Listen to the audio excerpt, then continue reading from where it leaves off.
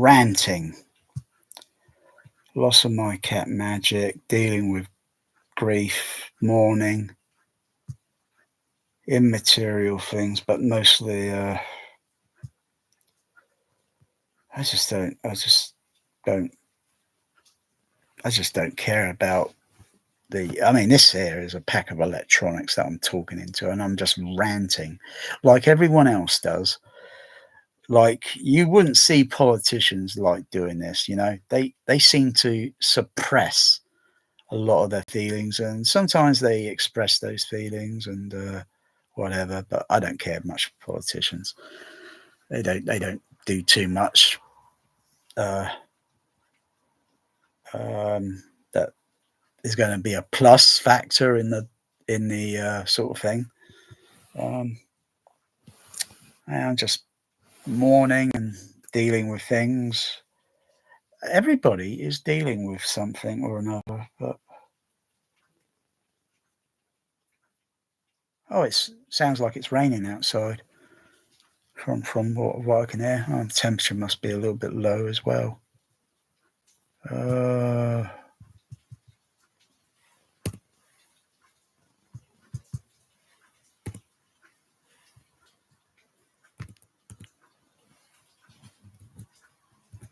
yeah.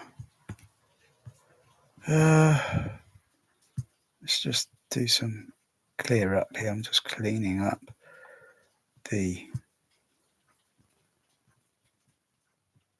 browser. Certain things I don't want here, just because.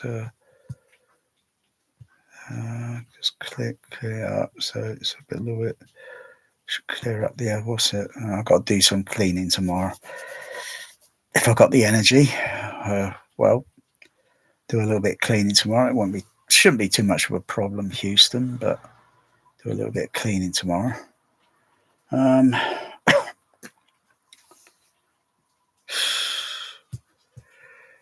Yeah, I can hear it raining outside. Yeah, I like it. Weather. I like the oh yeah, it's raining. Oh, why did they say rainfall warning? Why they got this thing rainfall warning? What is there going to be a flash flood?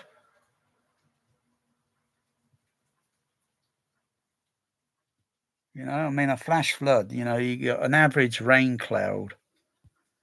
Average rain cloud can hold up to something like 60,000 tons of water, and that's a heck of a lot of water in a rain cloud.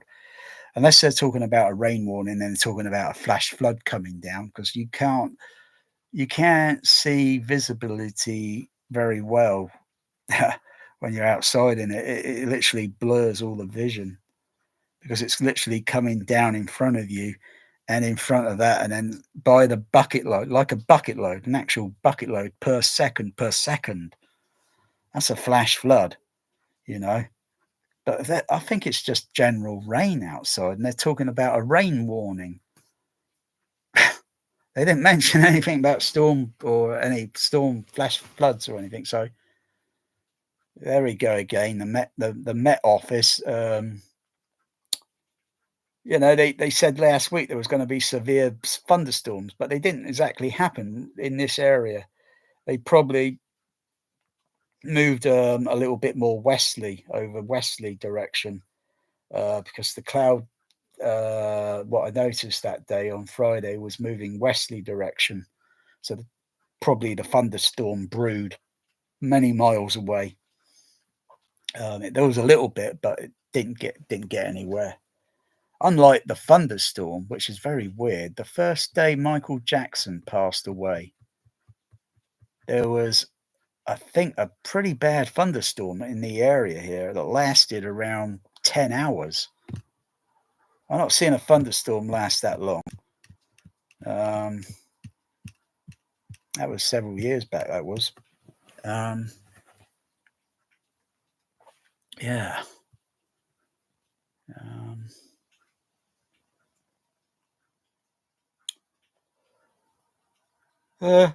Magic Cat. Oh, no, no, no, I'm confused. Uh, Bear, he's he's relaxing at the moment. I think he's trying to relax. Um, my bear cat has been very depressed with the loss of Magic. Today he urinated in his food bowl. I wouldn't mind if he used the cat litter or even used the kitchen sink. I wouldn't mind if he used the kitchen sink, but oh my goodness, he put himself in a must have put himself in a position in the kitchen where he urinated into the and I had to wash it, I had to dry the surface down, and I had to disinfect it and then wash it and then disinfect it again and wash it. Oh, for Christ's sake. Poor Bearcat has been so depressed because Magic's not here anymore. Magic passed away over the rainbow on the 10th of September.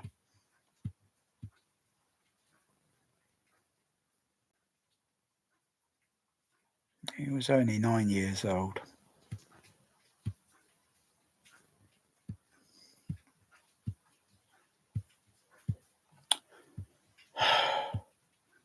Yeah, it gets to me and it's getting to Bear, and even though Bear was a bit of an agate, a bit of a anti-cat sort of thing, alpha male, and bullied Magic quite a lot. I mean, not playful fighting. I mean, really mean, nasty fighting. I had been that close many times in the early few months when I had Bear to getting rid of him, to rehoming him, because I knew it wasn't going to work, but I just persevered. And that perseverance, one day after a year or so, I picked Magic up and I realized his weight was so low. He lost 1.5 kilo in weight when he was with Sooty. He had no problem. He had no problem with weight loss, but it was just a cat that stressed him out. And of course, maybe I got the wrong color cat. Maybe it's the type of the color cat or something else that's eluding me. But I feel a little bit guilty because because I got the wrong cat, and it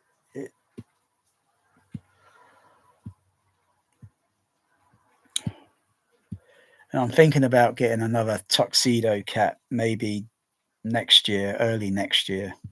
I'm not ready yet because Bearcat will need the presence of another cat. Otherwise, he's going to get more sick, and he might get more depressed, or he may get out of that depression, or maybe not. Uh, I'll get a rescue cat. I'll adopt a rescue cat. Um, but maybe not too early next year. I still miss my sooty cat. I still miss him a lot.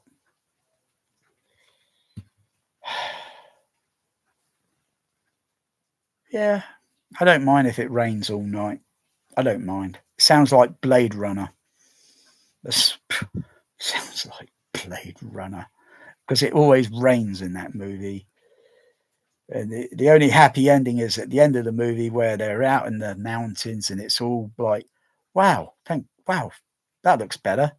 Because the whole rest of that movie was totally depressing. And most people don't like that happy ending, and some people may like it. I like the happy ending. Uh, I don't like the abrupt ending that Ridley Scott done with he goes into the elevator door and then it closes and then it fades to black.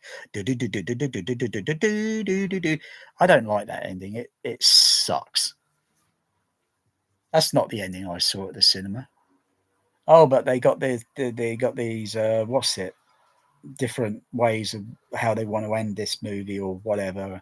I find the ending with the going over the landscape and the mountains brilliant with the Vangelis music, and then it fades slowly to black.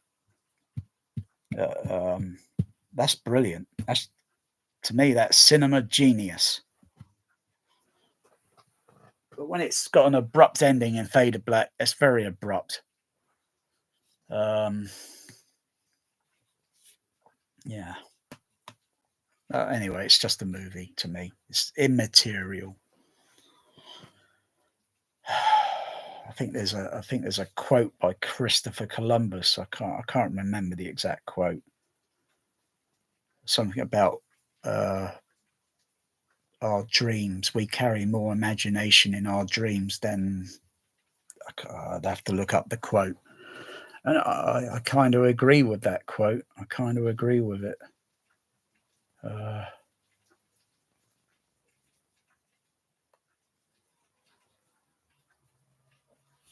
got a new water bottle.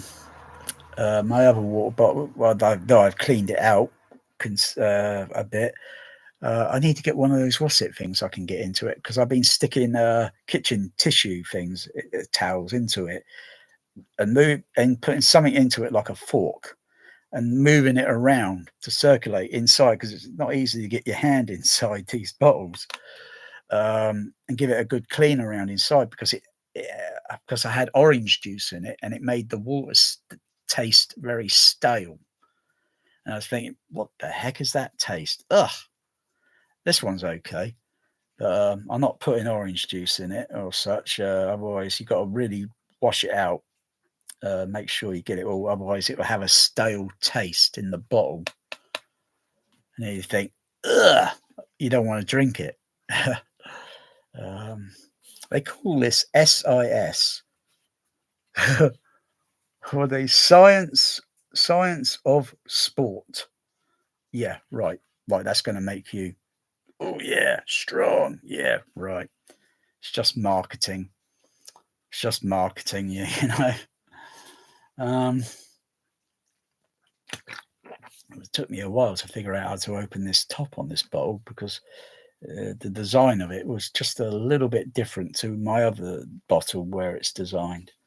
But generally, they got the same principle.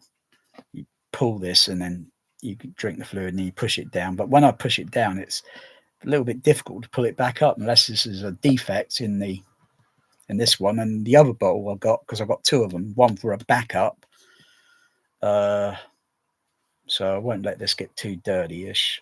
And of course, it's transparent. I'll be able to see if it gets dirty. Whereas the other one's just black and I can't see, you know.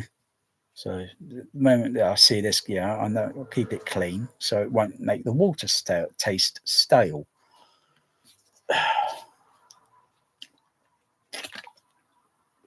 And I'll just stick to the number one, the original. Coca-Cola, not interested anymore. Pepsi, not interested. Fanta drink, not interested. They'll only send my sugar levels up high, so what's the point? I've not even tested my sugar level today. Might as well see what it looks like. See if it's above 10 or if it's below 10. I don't want it to be above 10. So whatever I'm doing eating wise, because I've made some change in what I eat and such, but I think that's very sinful what I've just talked about. And I still miss my cat Magic, and I'm still grieving and mourning. And so sometimes what I talk about, I have deep feelings of emotion. I'm not like most other people where I still kicking, and I am still kicking myself to this day for the loss of my cat Sooty, because of 2020 was not a very good year, and I'm still beating myself up inside. So, you know, not like most. Very, I suppose, I don't know. There are very few people that are one of a kind. There are very few.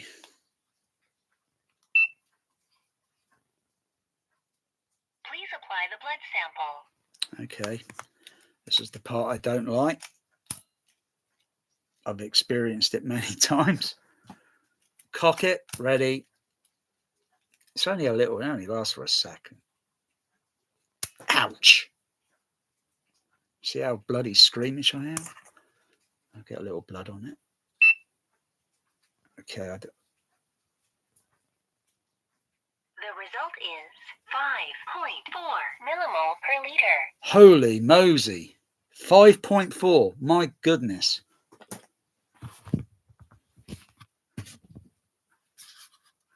That's my sugar level. 5.4. Holy moly. I have been struggling many weeks back to get it below 10. But, okay, so whatever I'm eating, whatever I'm drinking, I've had some orange juice, some co-op orange juice. That's got vitamin C. So I mix it with a bit of water. But, oh, holy moly. That's the lowest my sugar level has been for type 2 diabetes. 5.4. My goodness me. I've got to pinch myself. I find that, wow.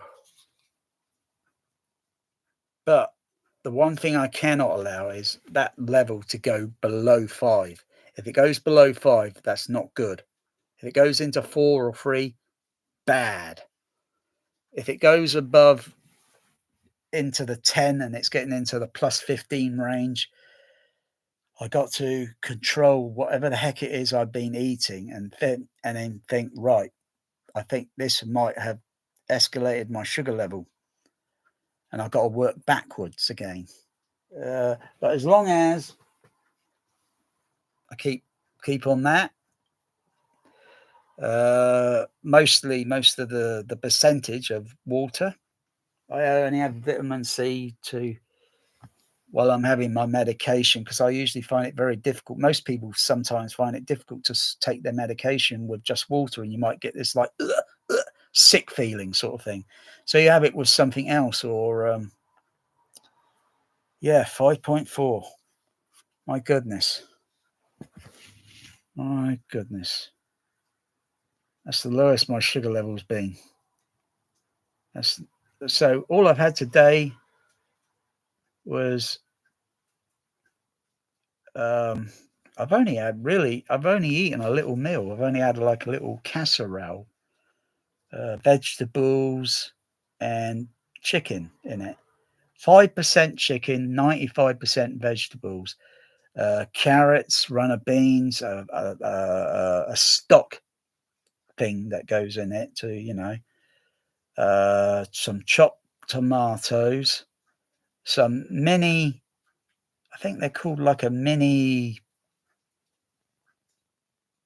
corn on the cob sort of thing, a baby mini, whatever it is. Anything else? No, nothing else I can think of, though I will add some extra vegetables. I would add some on the next one when I do the next one. I'll add some parsnip, swede. I'll add that next time. And some tomato puree to get it a little bit, not too thick. But so far, what I'm doing, wow. As to regards to I'll just have to stay away from the ice cream. I got 30 pounds worth of ice cream in the fridge. Ben and Jerry's. The last time I nibbled on it was, I think it was just before I went in hospital with my heart AF being a little bit elevated. Though my sugar levels were okay when they were monitoring it, they weren't too bad, and they were above 10. They were above 10, and they gradually came down. So partly is maybe diet. It's just stay away from sugar. Oh, good God! The only thing I had in the hospital, kind of like a little fruit cake, was nice little fruit cake. I've got a friend. He makes nice fruit cakes. He makes some very nice fruit cakes. I'll just say, just don't load it up with too much sugar. And I had some custard cream biscuits in the hospital, which I've not had a custard cream biscuit in 2 years. And I don't think that would have sent my sugar level alarming. So alarming high, whatever. But yeah, my goodness, 5.4. Well, I got to have some sugar. You got to have a little bit to because there's nothing else that would. If it goes below 4, I could end up back in hospital again. But if it's maintained, if you can maintain it between a 5 and 8, a 5 and 8 ratio, that's not too bad. It wouldn't be too bad if it was about a 6.5 ratio. It wouldn't be too bad, but it's not easy to maintain that. It's going to fluctuate. It's not like electronics or some mechanics in a car where you can keep everything at the same, you know, it's always going to fluctuate with us. And so, yeah, yeah, I'm pleased with that result, but I still miss my cat.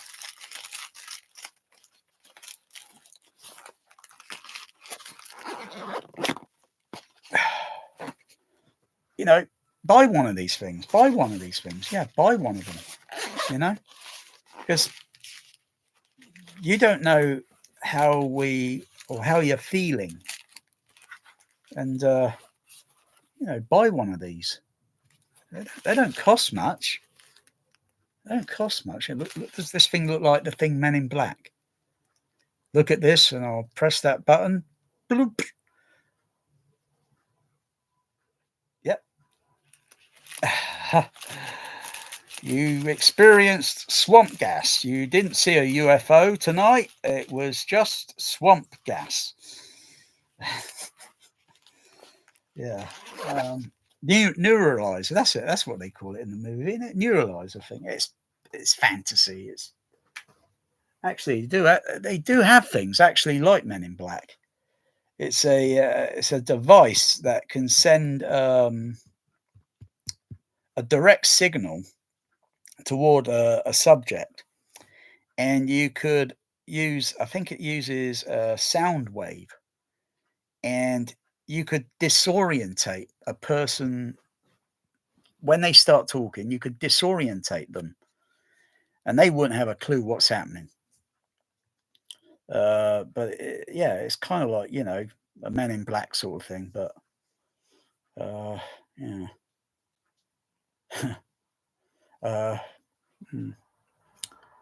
So if my sugar level goes down a little bit low, I might have a little nibble on some ice cream just to bring it back up a little bit so it doesn't go too low down, otherwise bad.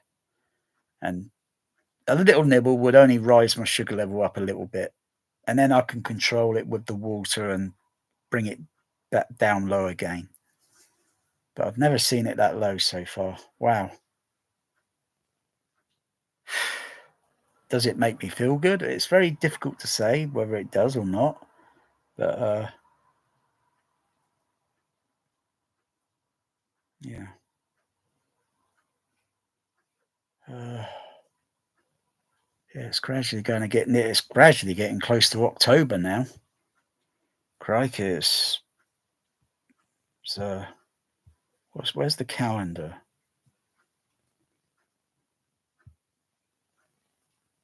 Yeah, it's getting very close to 30th of September now. The 30th. There's only about a week left, and you don't see dramatic change in weather or the event. That for all we know, October is probably starting now.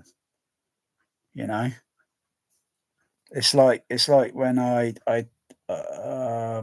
can't remember what it is. It's something, but I can't remember.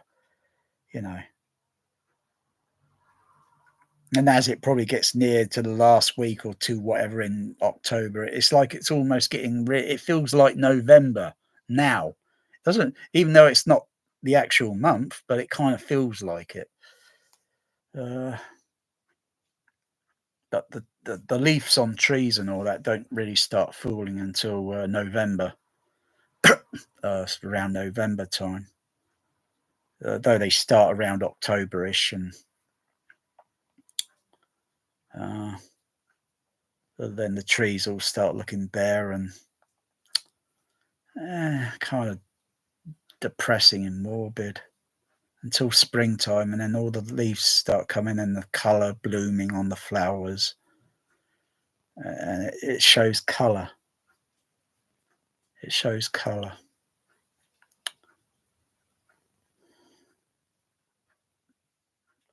I'm just grieving about my cat.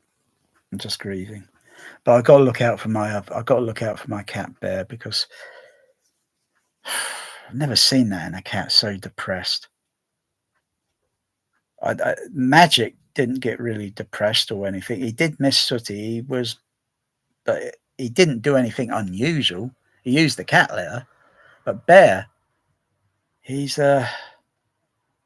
something has spooked him, and something has made him feel very uneasy.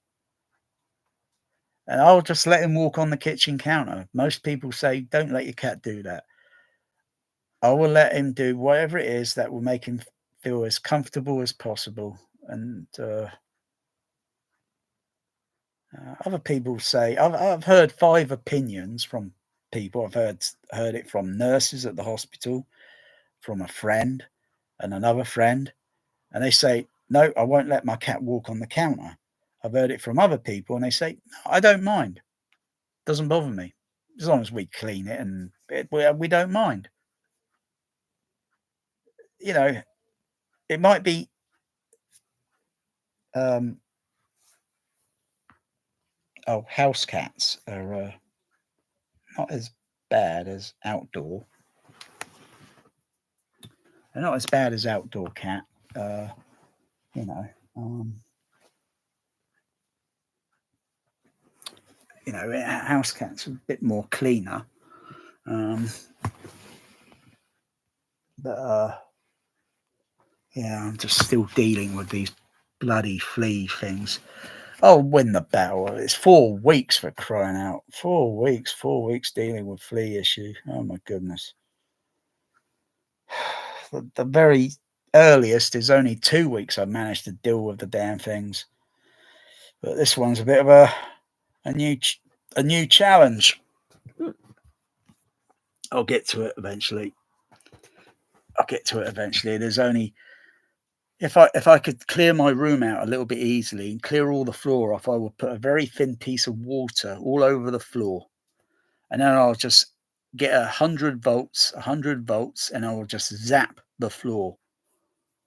Though it would be a little overkill, you have flea combs for dogs and cats and pets or such, and you comb it, and usually those are only about 3 volt, maybe 6 volt on some combs. You might get 6 volt.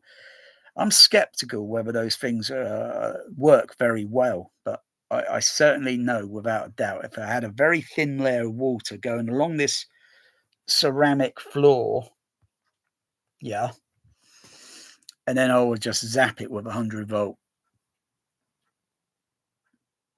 and then just mop up the water. You know, it'll be like Apocalypse Now hitting it with napalm. I love the smell of water with 100 volts in the morning. You smell that? Frizzled flea. I love the smell of frizzled flea in the morning. Oh, because they're not feeding on my cat's blood. I've combed so many out, and I've got a flea collar on him. I've got a flea collar on Bear now, so that'll deal with most percentage. I'll still keep up the combing technique. Other techniques. Oh, I've been trying to find this, but it's not cheap. It's not cheap. If I can get liquid, what's it called? Dry ice, what you use for a smoke machine. Because the temperature on that is, I think, about 30 Celsius, if not 60. There's no way fleas are going to live in that. They will just toast, is the word. Toast. Anything below -1, they won't be able to tolerate. And you've got to hopefully get the eggs as well, for crying out loud. because I've watched so many video, and if those eggs are still around, when you walk around the home, it creates vibrations, and then those eggs, they jump out of them like in Alien. They just jump out. Oh, for Pete's sakes! And you can't tell whether your home has still got fleas. The only way you can tell is putting a water in a little in a little plastic thing with some washing up liquid, and just place one of them around the home just to see whether or not you are flea free. Because there might still be the odd rogue going around, but it's not as maybe a high propagation of them. There might be very low propagation of them, but it will determine whether you have or haven't. Um, I've got 6 flea traps in this room. That's ridiculous. 6. There's not much problem in the other room, so I haven't been in the room much today, and so I haven't vacuum cleaned around it. So I hardly go in that room now. It's just a pack of electronics and immaterial movies, and I'm just not interested in movies at the moment. I've shown signs where I don't really care about home cinema or home theatre anymore. It doesn't give you any, it only gives you one thing: entertainment, and that is it. It's just a pack of electronics. My cat gave me love, warmth, and affection, and that you will never get from a home theatre. You will never get that, period. It's just immaterial. I hope to preach that sort of, so most other people will grasp and understand that. It's okay having some entertainment, but at the end of the day, to me, it's just immaterial. No matter what it is, it's just an entertainment.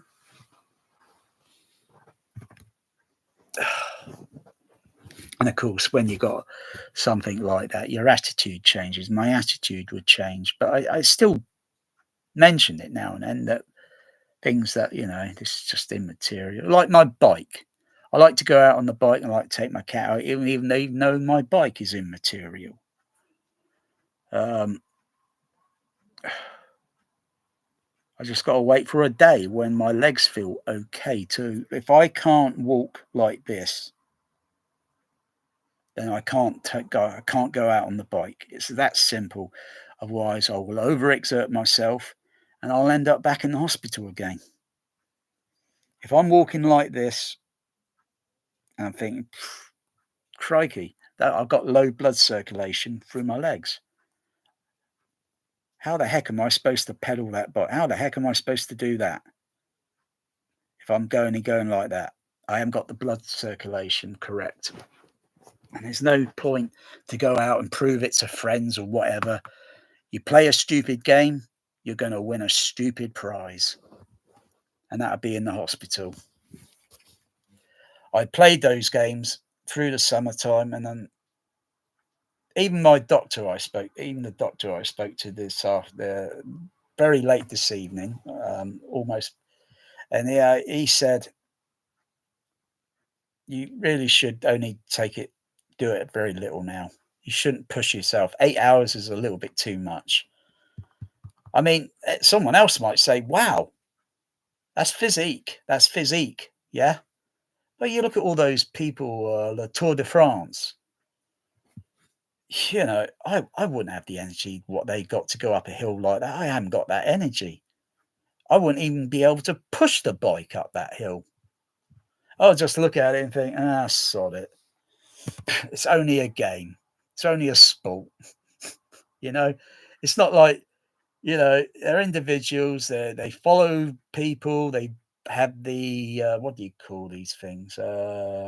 Idols. I don't idolize on sport people or actors. I don't idolize on them, but others idolize because they're my idol, and I like to try to achieve what they did. But It's already been and done. It's already been achieved. It's like landing on the moon, if they ever did land on the moon. It's like that's been achieved. That's been done. Why do it again? There's no point. There's no point going back there because there's no atmosphere. They keep talking about it for decades, 40 years or so, 40 years, 4 decades, blah, blah, blah. And they still haven't been back. To build all these bases, well, the only bases they're going to build is modules that are taken there by the spacecraft, and then they got to land that on the moon, and then each bit now and then they have to go back with another spacecraft a few months later. Now this now slows down the slows down the building of it. You got to have a convoy going back and forth from the Earth to the moon. You got to have a convoy. Otherwise, you're not going to get it built in under a certain scheduled time. It would take, basically, if you want my opinion on it, it would be just a pathetic waste of time. Not a waste of money, just a pathetic waste of time. Because they're only going to build something that's going to be very small, not even probably the size of the International Space Station, though they're going to have solar panels and such and so forth. But it won't be anything like Moonbase Alpha in Space 1999, and it won't certainly be like 2001: A Space Odyssey. It wouldn't, or Ad Astra. And when you look at that movie Ad Astra, and I see I can see where they're filming all the locations, and they're trying to make it look like the moon base and all this. Concrete structures, concrete. Come on, you know how long it would take to build anything? Look, you got to excavate. You know how long it would take to build something like that. What you see in the movie Ad Astra, it would take probably 100 years. Like I say, if you don't have a convoy going from the Earth to the moon, on and off, literally a convoy, they won't get anything built like what they see in the movies. It won't happen. They'll end up with something looking like the size of the space station again, and you think, oh, what was the point of that? As well as it is very slow and tedious work to doing things in zero gravity. They say they got pyramids on the moon, don't they? Or something like that on the dark side. Yeah, well, it took the Egyptians 20 years to build a pyramid. It took NASA 20 years to build the International Space Station.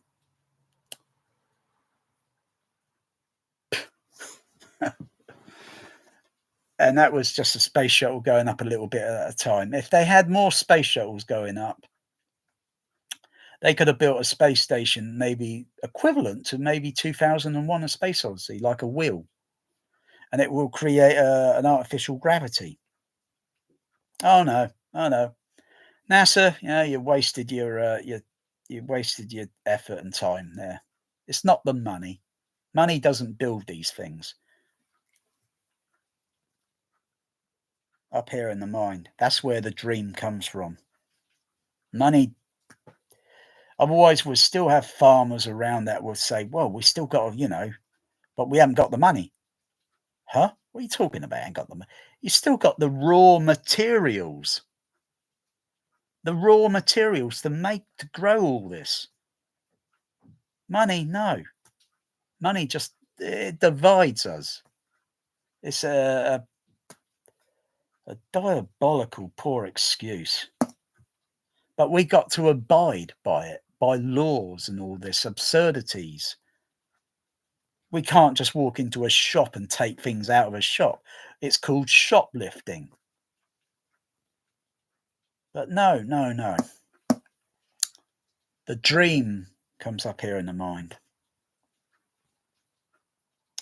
Whether, of course, you're into cheese, because cheese usually manifests the dream.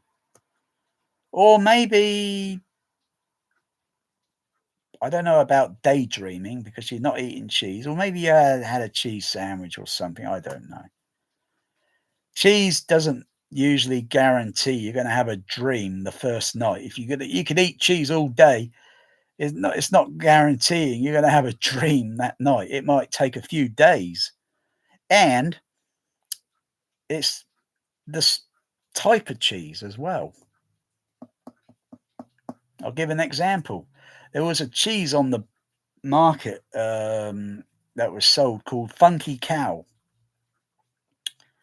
and that cheese, I don't know the ingredients specifically, but um, that cheese is not in the shops anymore. I've not seen it for many years. They might have recalled that cheese because of maybe so many people had unusual dreams, and I don't know. But I'll say anyway, I had two Trump dreams. You know, Trump, the guy, the crazy guy. Yeah. I had two dreams because of that. And that was in the first month when he was in office. And everyone's panicking. And, you know, uh, I didn't panic too much because mostly I'm watching other people panic. And I was consuming at the time a lot of cheese on toast. And it was Funky Cow. And I had two bizarre dreams within 2 months. The first dream was where I'm in the back of Donald Trump's car and he's driving. It's down a road with an avenue of trees. So picture trees on all sides and driving down this road. And he's looking at me with this smiling. He's not even watching the road. And then I look around in the car, and then guess what? There was a gold toilet in the back of the car. That was the dream. I woke up and I thought, what the blazes did I just dream there? Oh my goodness. I don't want Donald Trump in my head. God's sakes. And I'm still eating cheese on toast many weeks, and I'm still reading all these people bitching and moaning. Oh, Donald Trump. He's dreadful. The next dream was Donald Trump, though he's a billionaire, he says, he was living in this area in Bournemouth, in a very down and out part of Bournemouth called Charminster. And I was at a friend's house that I've not seen for many years. And I look out the door of this house and I see Donald Trump walking down the road, drunk, piss drunk. Okay. He didn't have his Secret Service or agents with him. He was just walking. And then I say, "Oh, hello, Donald." And I'm waving to him. And he goes, "Bah." He puts his hand on the railing or the gate. He doesn't open the gate. He hops over the gate and he's piss drunk. And then he walks into the house, closes the door, and I say to a friend, "I just seen Donald Trump over the road."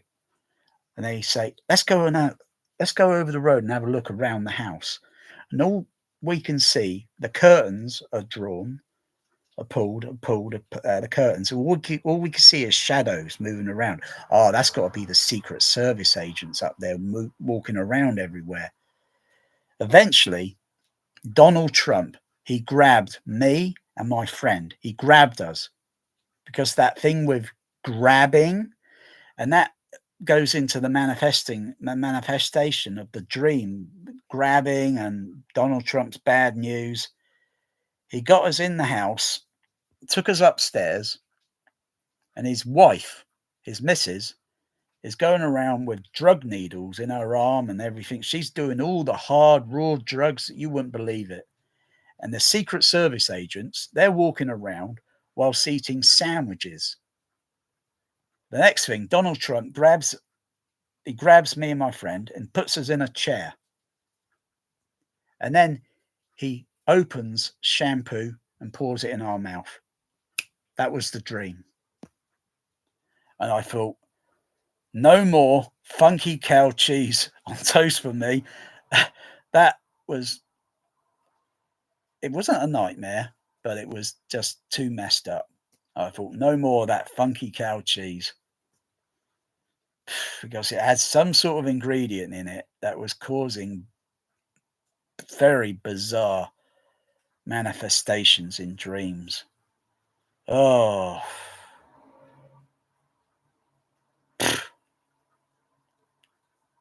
and though I've had other cheese recently, I've not had a really decent dream. Although the funky cow did give me a dream for a story idea for maybe a TV movie. I dreamed and I thought, wow, look how vivid that is. That's better than Dolby Vision. That's better than Dolby Atmos. How does it manifest and it with detail and color spectrum? Uh, and how long is the dream duration am I having? Is it an hour? Is it half an hour? Is it 2 hours? I have no idea of the duration time. And then when I woke up, I thought I went straight to the computer and started typing down a first draft of a story idea, which I will keep to myself. I thought, wow, this will make a very great, what's it? It seems very original. I think that's what they should do in Hollywood today. They should eat the right amount of cheese or whatever it is, and then they might manifest a new brilliant idea for a movie rather than recycling old movies. Like they want to recycle Harry Potter now, they want to remake it again. Oh, it's only 20 years old, that movie, and they want to losers. That's what they are. They're just losers. That's why we don't see a remake of Casablanca, because it can't be made. That movie will simply play as it would play well today as it would back then. It doesn't need to be remade like the Wizard of Oz. That doesn't need to be remade. Um, you look at Casablanca and the time period it's set around a war and all that, and we'll always have Paris. Um, um, Louis, I think this is the beginning of a wonderful relationship. Dun dun dun dun dun dun dun dun dun dun dun dun dun dun. At the ending of the movie. I recently brought that on Laserdisc, and someone's going to send over a few other Laserdiscs. He said, I'll send a few others over for, so I recently, yeah, I got it on DVD, Casablanca, but bought it on the Criterion Laserdisc, CAV Laserdisc. So that package will turn up next month. And I might just be then, I might go in my home cinema and watch a movie. And that would be, I mean, when my cat Sooty passed away, I didn't go in my home cinema room for 40 days. I couldn't care less about it. I mourned. I was in bed for 40 days. It really hit me. It tore my heart out. And 40 days of mourning. And it's not just a cat, because a cat has feelings, warmth, emotion, affection, the same as a dog or a pet bird or a pet bunny rabbit, a hamster or a mouse. Uh,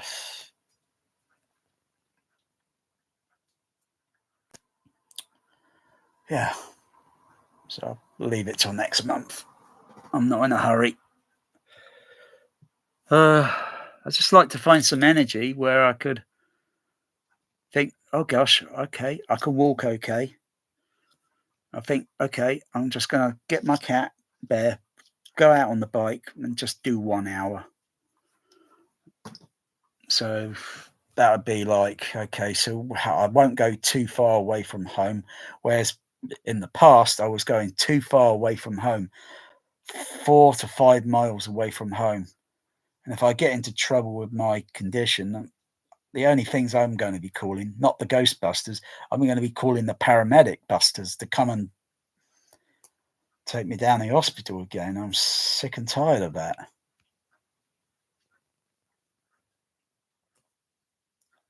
Just can't push myself, that's all. I'm not Steve Austin. Dun dun dun dun dun dun dun dun dun dun dun. A man, astronaut, barely alive. Dun dun dun dun dun dun dun dun dun dun. We have the gentlemen. We have the technology. Dun dun dun dun dun dun dun dun dun. We could rebuild him better, faster, stronger. I wouldn't mind the stronger. 60 running at 60 miles an hour. I wouldn't mind if I just had my normal walking legs. That would suffice. I don't want to run at 60 miles an hour. But that's bionics, and which has gotten leaps and bounds today with, you know, that sort of, sort of thing. It's prosthetics, and they've they've really come a long way. But heavens above, I don't want. Well, I don't know. It's like Star Trek. I think it was an episode with where they got where they beam down to a planet and they find these spears, and in those spears was the consciousness and soul of these people that were once existing on this planet. And one of them wanted to get to, I think it got to Mr. Spock, uh, because he didn't want to do the exchange. He didn't, because what they would do, they would take the mind of the individuals and put it in the sphere, and then their consciousness will go back. And there was one that just didn't want to do the exchange at the end, didn't want to go back because, yeah, the others were willing to go back, but the other one person was unwilling. uh, yeah.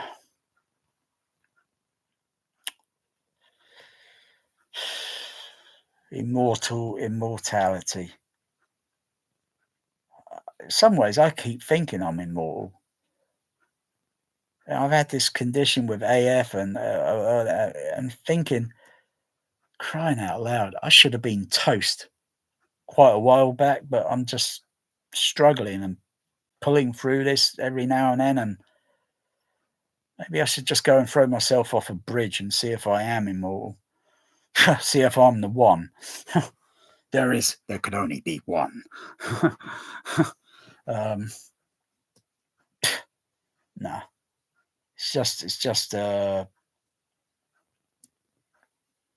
suppose just an impulse of delight, just to keep on going. I just keep an impulse there, and I just try and, but struggling. Struggling. I'd rather trade my condition for what my friend has and what my dad had.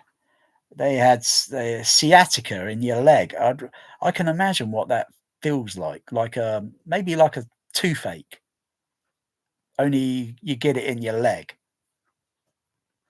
You could take painkillers for that. I'd rather trade my AF for that and just take the painkiller. Uh, my dad didn't moan about it too much, and though it got to him one day, I think, and then he had to get out the car, and he had to stop the vehicle and get out the car, and because it got to him where you know um, I know what a toothache is like, so we all know what a toothache's like, unless you keep your teeth okay and you never had to visit the dentist. But yeah, I'd rather trade it for that.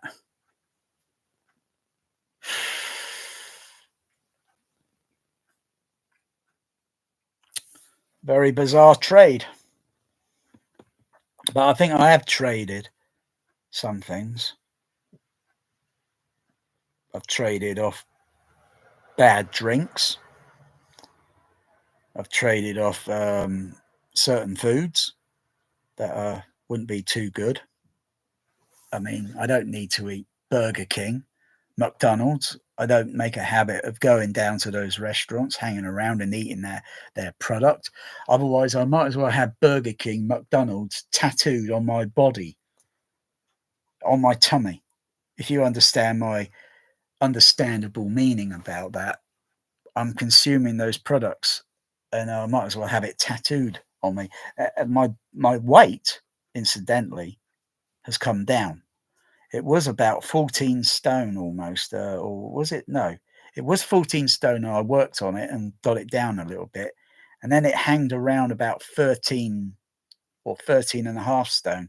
But since I've been in hospital and on medication with getting fluid, because I had fluid in my legs, my I just weighed myself tonight and I was about 12 points something. I'm not sure if it was 12 or a little bit less than that.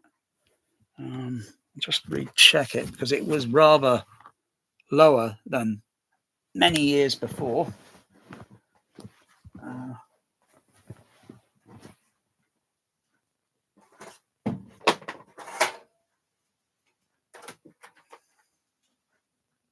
yeah, it's just under 12. Just under 12 there. That's not too bad.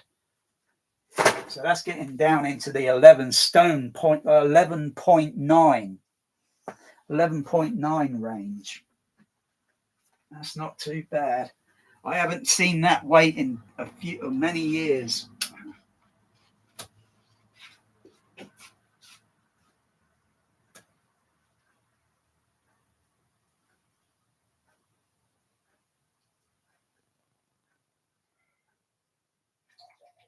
Um, 11.9. That's 11.9 stone. Okay, there's only two things. One, I'm still on part of the medication that's doing that. Second, I need to do some exercise when I've got the energy in the legs, and that will burn off some calories. That will burn off some calories and take the weight down a little bit lower, but I can't go too low for my body height, or our body height. I can't go too low, but be within a certain ratio.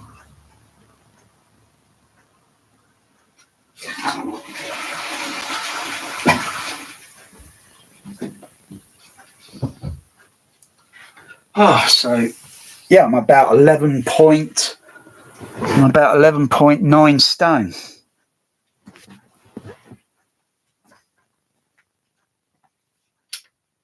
I've been struggling to get down to that. I've been really struggling to see that ratio is not bad. If I get down any lower to what I was originally when I was young, because my body height has not really changed. Originally, I would have been around about 9 stone. That may a nutritionist might say realistically you should be around maybe about 10, maybe 10.5, 11, maybe not too bad. 13 and 14, bad. So it's just like my sugar levels. Yeah. Uh, I'm not saying I'm proud or pleased or too. I'm just I can move around a little bit easier. My tummy's not bloated. Whereas when in hospital, my tummy was extremely bloated. I'm not sure why or as what's going on, but they managed to some part of the medication managed to take that weight off. You know, and then you got all these advertisements on TV with this slim fast drink or whatever. I don't know what those are, but I would just say check in at the hospital and let them give you some of the medication or whatever it is, and then you notice your weight coming down within my weight coming down within 5 days. Come on, I don't know. I got to be thinking, "Oh, got to be some. This got to be some cloaking device around me or something," and I'm imagining, it's imaginary. But I can see I can see my feet a little bit more detailed now. They got a bit more, they're not puffed up, kind of like Big Trouble in Little China, where you see that guy at the end of the movie, where he gets inflated and then he explodes, and then you see his feet, his shoes, and his feet get, and then his shoes break apart. It's like that in Big Trouble in Little China. Um, uh, yeah, I saw one fellow in the hospital and he was so far overweight. And I could see him how he was on the bed in struggling. I really felt for the guy. Yeah, that's just no way to live. Yeah, you got all these tattoos all over you and you think you're hard and tough. And I could see him there in bed and he was struggling. So having tattoos all over you doesn't prove anything to me. It doesn't prove you're hard and tough to me, please. Doesn't prove a thing. And in fact, putting tattoos over your body is a bad thing because our our skin naturally has pores where it has to breathe. So covering yourself in tattoos doesn't prove anything. Play a stupid game, you're going to win a stupid prize. Our bodies are not designed for that, especially earrings and all that. Our ears are not designed for earrings. They're just shaped and designed the way they are for listening. They're not designed for um, cosmetic, things. You maybe have something that you can hold on your ear, but not pierce it. Why would you want to do that? You can have something attached there, yeah, by fine, all means, but not pierced and, like you see tribe people, they do that sort of thing, tribes and such, and they put them through their nose and then you look at them and you think, are they cannibals? Because that's the first thing that's going to probably go through someone's mind if you go on an island and you see them like, are they? They're not. You're not cannibals, are you? They come in peace. Oh, yes, but we want to have a feast tonight. They'll get me off this island. Yeah. Mm. Uh, yeah.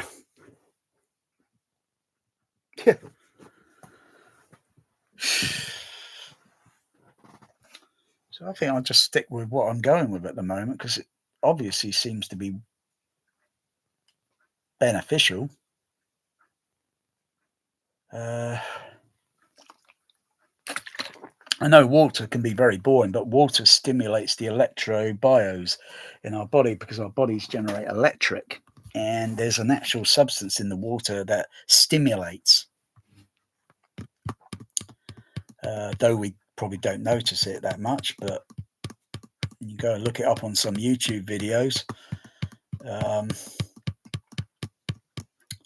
And drinking Coca-Cola or those energy drinks, drinking those energy drinks will only land you in hospital.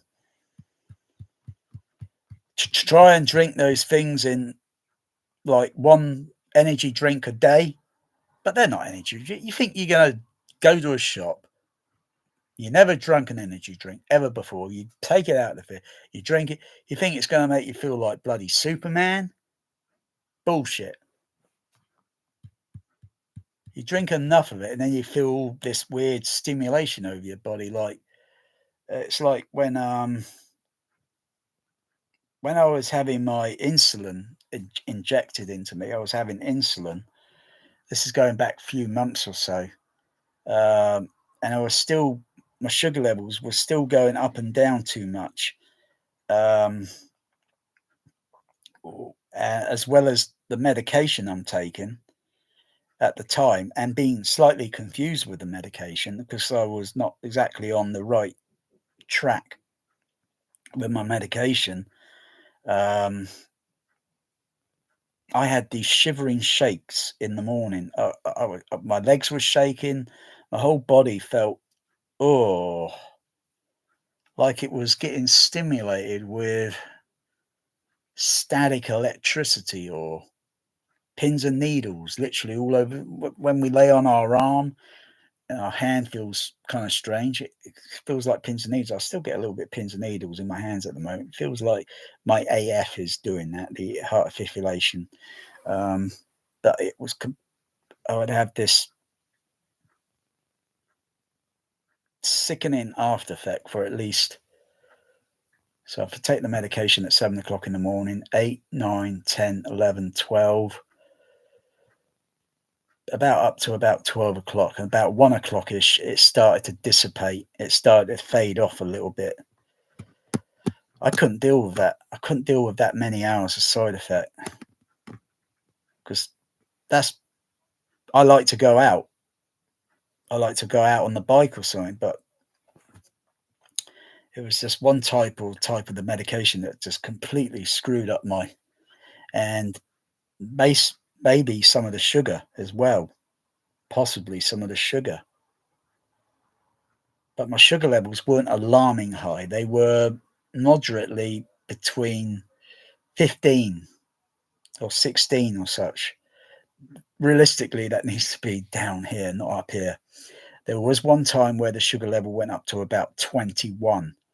And I thought, good gosh, it made me panic a little bit.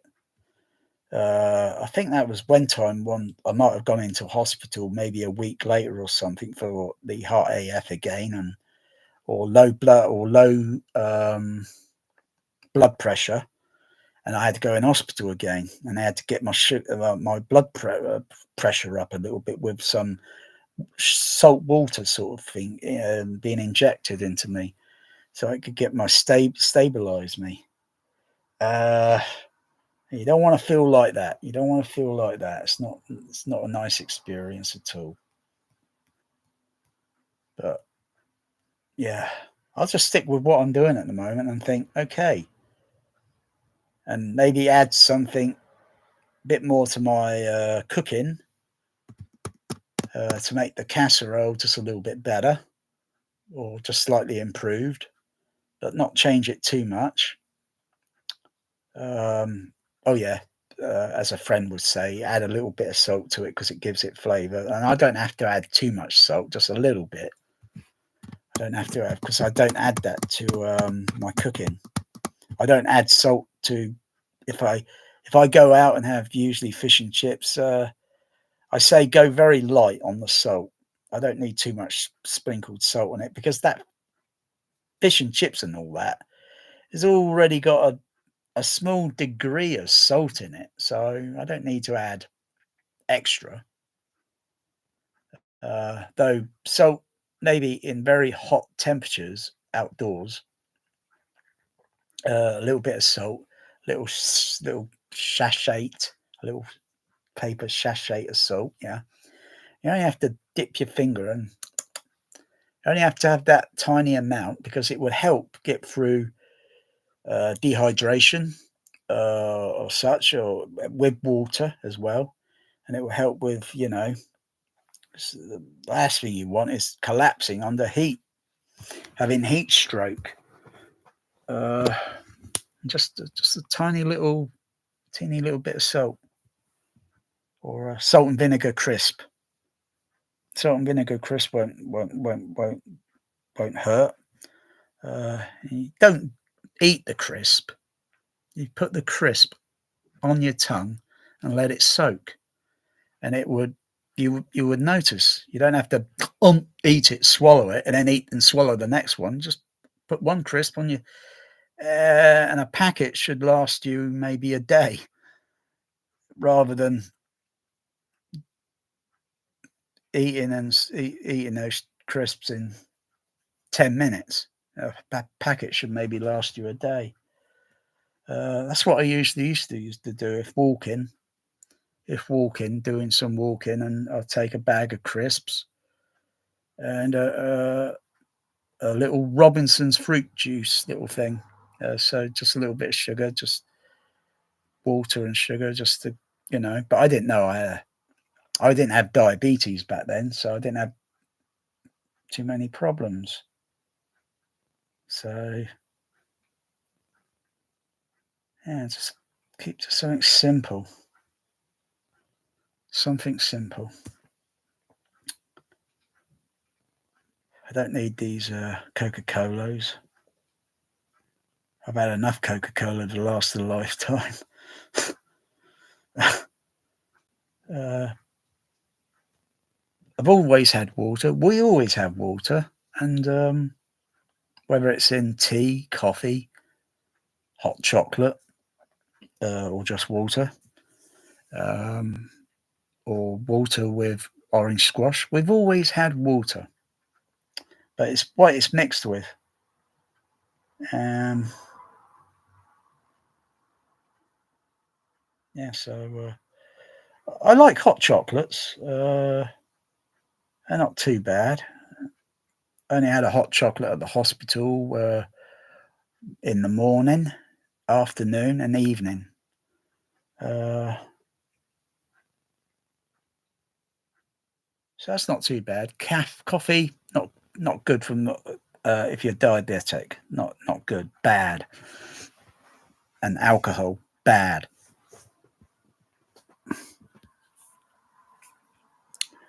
Yeah, but there's a lot of idiots that like to play games and they think, oh, I'm strong, I'm hard, I'm tough. Yeah, that doesn't prove anything to me. Go ahead, keep on drinking. And if you want to feel dehydrated after a few hours later and feel sick and then drink water, that's your prerogative. If you want to play a stupid game and win a stupid prize. Otherwise, it doesn't prove anything. I couldn't care less about vodka uh, or cocktail drinks. I really couldn't care less. They're alcohol, and it will dehydrate your body.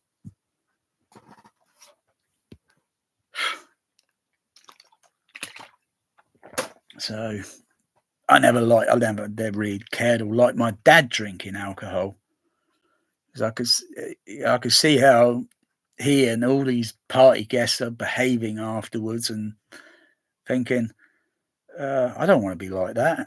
It doesn't look good, you know. And then being sick because you've had too much of it, because you try to show off to girls. It's an ego thing. It's an ego. It comes down to an ego thing eventually. Oh, I could drink this much.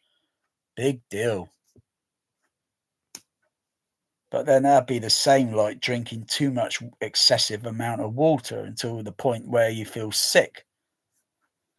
Um, our body only needs so much water, but alcohol has got other things in it we don't need. You'd be crackers to drink alcohol out in the desert. You'd be complete crackers. You only need water.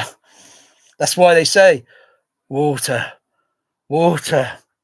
They're not saying alcohol, alcohol. You see them in the desert. They're crawling along the desert. Um, that's why Rick. I don't know why he went to Casablanca, but Rick went to Casablanca for the waters. And then you got Rene, the other guy, Rene. Waters? What waters? We're in the middle of the desert. And then Rick says, I was misinformed. What brings you to the desert, Rick? What brings you to Casablanca, Rick? I came here. I came to Casablanca for the waters. Waters? What waters? We're in the middle of the desert. I was misinformed. uh, yeah. I know what's going on in here. Gambling. Oh, you can't throw me out. I know what's going on in there.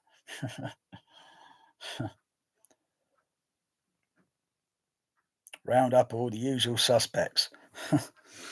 Oh dear. I could round up all the suspects of what bad foods I've been eating. Round up all the usual bad food suspects, and I look back on it now and thinking, why didn't I stop many years ago? I could have stopped drinking fizzy drinks years ago. um, but there's always something. There's always something that's unpredictable. You know, I don't need anything more on my plate than I already have. I think what I got on my plate's enough. And I always just say, you wouldn't want it. You wouldn't want heart fibrillation 24/7. It sucks.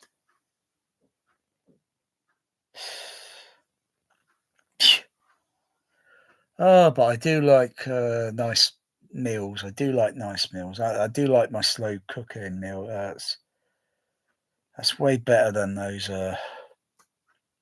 That's way better than Burger King, and though it's even better than Domino pizzas. Though a pizza, have a pizza once in a while. Once in a while. I don't have to have pizza every night because depending on how good they can make that pizza, of course, healthy wise, that is. Um, but probably the next time I'll have a pizza, it might be next month, maybe next year. I had one recently, and that was a few weeks ago. It was a very thin based, and I thought, wow, the thin based pizza, I like it better than when it was a thick based pizza, and because I couldn't find myself eating all that. And then eventually I buy pizzas that are very small, but they're still thick based. Um, so if I ever get a pizza again, be quite a way, and it'll only be one pizza, and it'll be a very tiny, small one, probably a very thin based, because how many vegetables is it going to have, whatever on it? I don't know. I guess with Papa John pizzas, I guess even with their thin base, they probably still use a whole kilo of cheese, bonk on the pizza, and submerge all the vegetables or whatever what's on that pizza. They don't realize that, or maybe most people don't realize, you only need to put a very thin amount of cheese. It melts, it stretches on over you don't have to put too much and make the cheese that thick. Or, well, maybe not that thick. Only needs to be certain thickness because it's got cheese on it and it's got vegetable. Vegetables are good. Cheese is preferably not too good, but now and then, as long as it's not funky cow cheese. Otherwise, you're going to have these weird dreams. Or then a case it's coming across that cheese again, maybe the type of ingredient in that cheese, and then it manifests too many unusual dreams. Then you need to back away from that sort of thing. Otherwise, it will get to you eventually. Like I say, I backed off. I backed away from that funky cheese. I thought there's something not right about this cheese. It's doing too many weird dreams. They got other brands on the market still. Uh, not had any problems with that. In fact, there's one cheese I got in the fridge. Although I think one part of it I've got to throw away, and one cheese is unopened. Uh, the only reason I was nibbling on a little bit of cheese is because it has a natural kind of insulin, whereas the insulin that was injected into me was artificially in some way, and it caused my eyesight to lose focus because it messed around with the fluid in my eyes. Although recently at hospital, I noticed some side effect. When closing my eyes, I saw stars, like like like they look like stars. Uh, Lots of it's probably something to do with the medication or something. It was creating some fluid issue with my vision, and then all I do is open my eyes and close, get open it and do that a couple of times, and then this whatever side effect of seeing stars kind of faded away. I've seen other side effects, or they appeared way before my heart fibrillation over a couple of years, where I see triangular images in my eye, a slightly curved shape, but like the triangles. But I can see I can see it. The color spectrum are like a kind of yellow and bluish color. Um, and I was thinking, isn't that similar-ish to like a prism? And you get light coming into it at a certain angle, and you see the light color spectrum. And I was thinking it was something like that. Um, but when it's optically there in my eye, I can see it. Caused like, well, I can't focus on what I'm doing, so I'll just take a break and get a bit of sleep for an hour or two. And I'll come back, I'm okay. The effect or whatever it was has faded away. Very unusual that.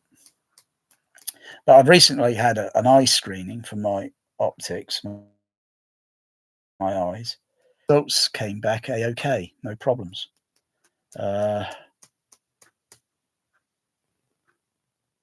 I'm not sure how much cheese you can actually eat, but I don't gorge on it. I don't want to gorge on the whole bloody thing.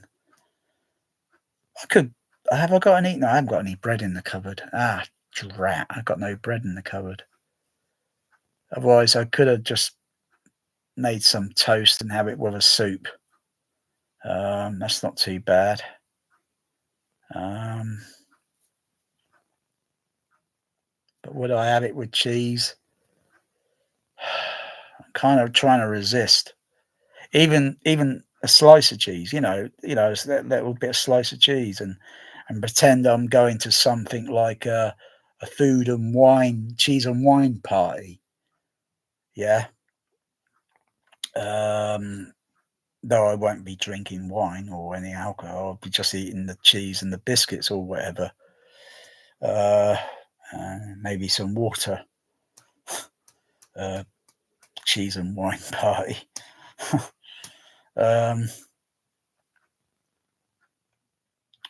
yeah, so I probably have to stay away from the cheese. I had a little bit of it at the hospital. I had a little bit of, I think it was, not sure, with, no, that was baked potato with baked beans.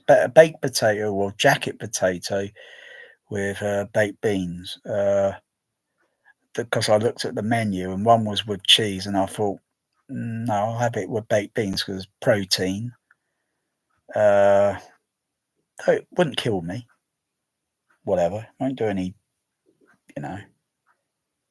Uh, yeah, just stick to something like that.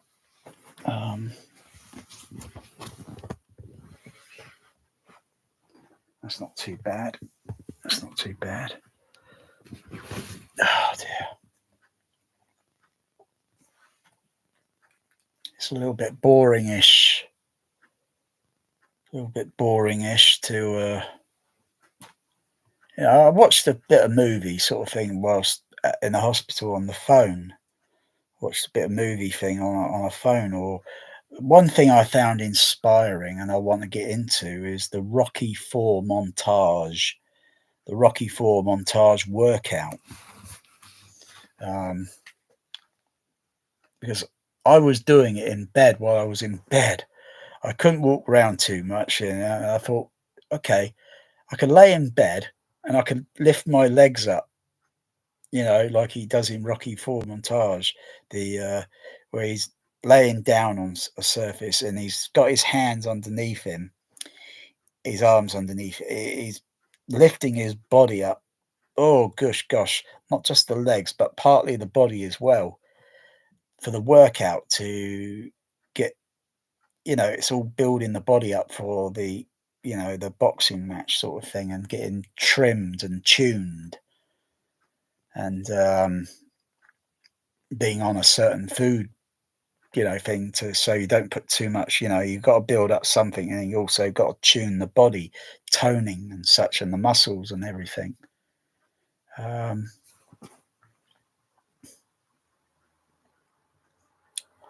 yeah.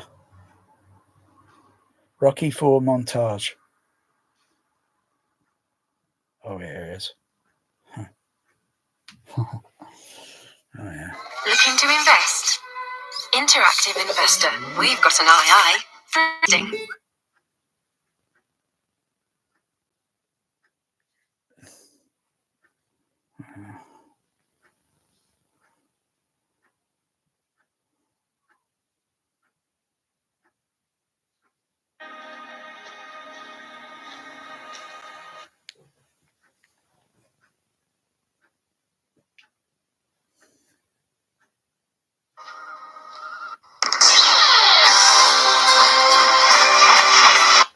Wow.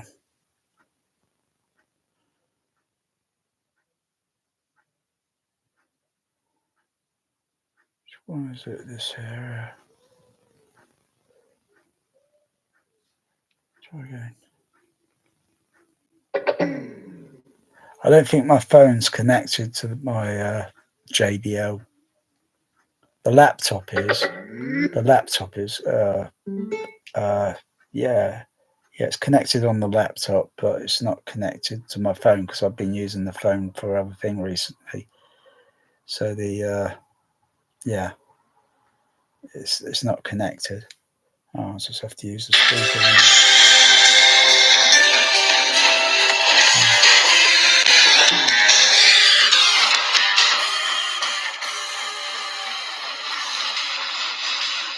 That is what I would play. I would play this most days in the hospital, and I would do a little workout on the bed. Where he's doing the lifts up there. Not that lift up. That I'll probably cause myself an injury. But there's another one where he does the workout, and I was doing that in the bed at the hospital because I was determined to get my weight down. Strong desire, reindeers keep breathing.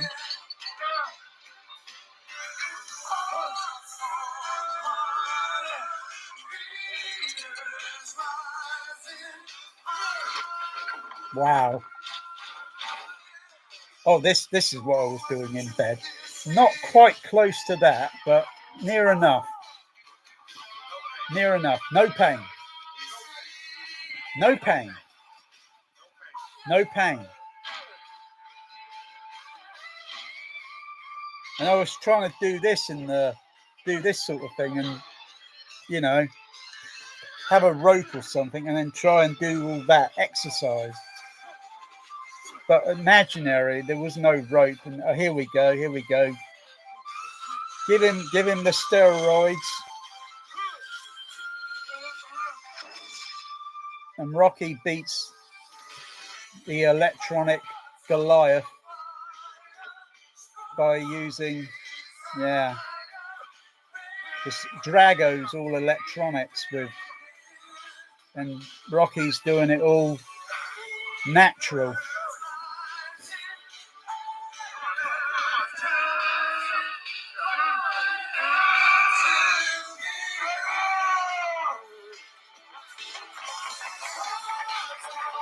Higher, strong desire. Wow. I like the harmony in the music here. Oh, outrun the KGB there.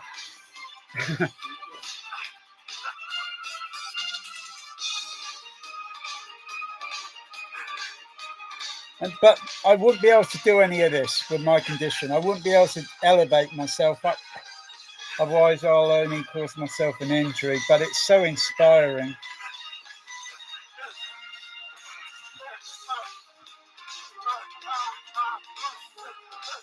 If I do other things, exercising, and then I'll be okay. I like to, yeah, I can do the lift up things, but I can only lift my legs up so high. I can't bring my whole body up because I need a flat surface and such. But just lifting the legs up alone, 10 times, 20 times, you build a sweat up, and you sweat calories off. Drago!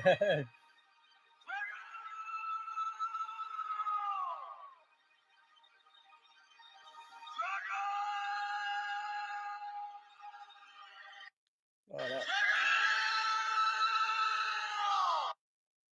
wow. That is so inspiring. That montage there. That's so inspiring. Um, yeah, I could lay on the bed. I could lay on the bed.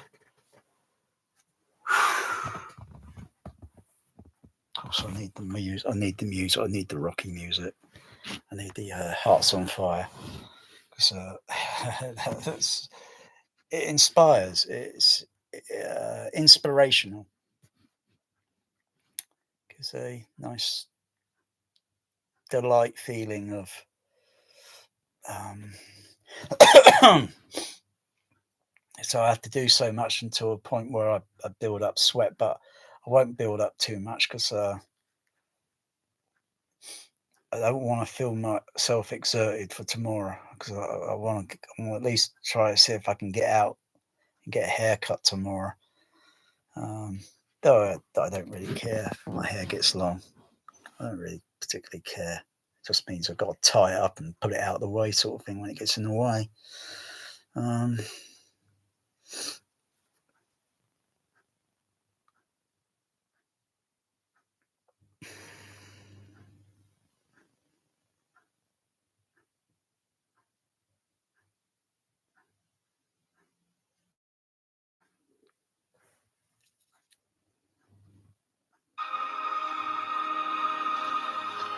Okay.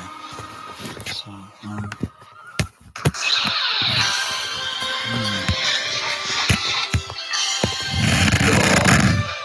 lift my legs up, down, 2, 3, 4, 5, 6, 7, 8. I can feel a bit of strain on my tummy. 9, 10. Feeling a little bit warmish up here. 11, 12. No pain. 13. Oh, no pain. 14. Is that 14? 15. 16. 17. No pain. 18. 19. 20. Timeout. Oh, flipping that. Yeah, whoosh. That was not bad. Oh, there he does it again, Rocky.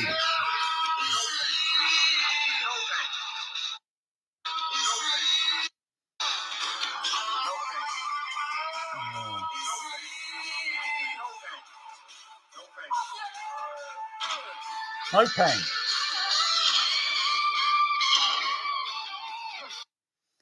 Yeah, 20 there. Wow. Now I can feel the strain a little bit. I feel the strain a little bit there. That was not too bad. But I didn't build myself up to a sweat. Whereas in the hospital, I noticed I built myself up to a sweat. Maybe because of the way the beds are in the hospital. I do like those hospital beds. I wouldn't mind one myself actually, because you can use the remote and elevate yourself up. You know, Otherwise, I need a load of pillows. You'd probably buy some of that second hand. I'm not sure what the prices are on that because I never checked prices of hospital beds. I never checked them because they'll have so many. Maybe some have slight malfunction defects. Yeah, crikey. And then you got something in your home because those beds are incidentally are pretty heavy as well. And I think the bed itself is a little bit longer than my bed actually by several inches. So they're a little bit longer. But you could elevate the bed to go up, down, or the bottom here to go up a bit, or the back. You can to the condition that you're feeling. Otherwise, there's only so little you can do with an actual bed.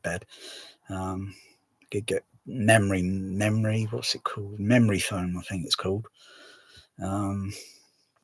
Which they do use on some hospital beds. They got. I've noticed it when walking through the corridors. I could see all these beds all laid out, and I could see, oh, this is a very unusual.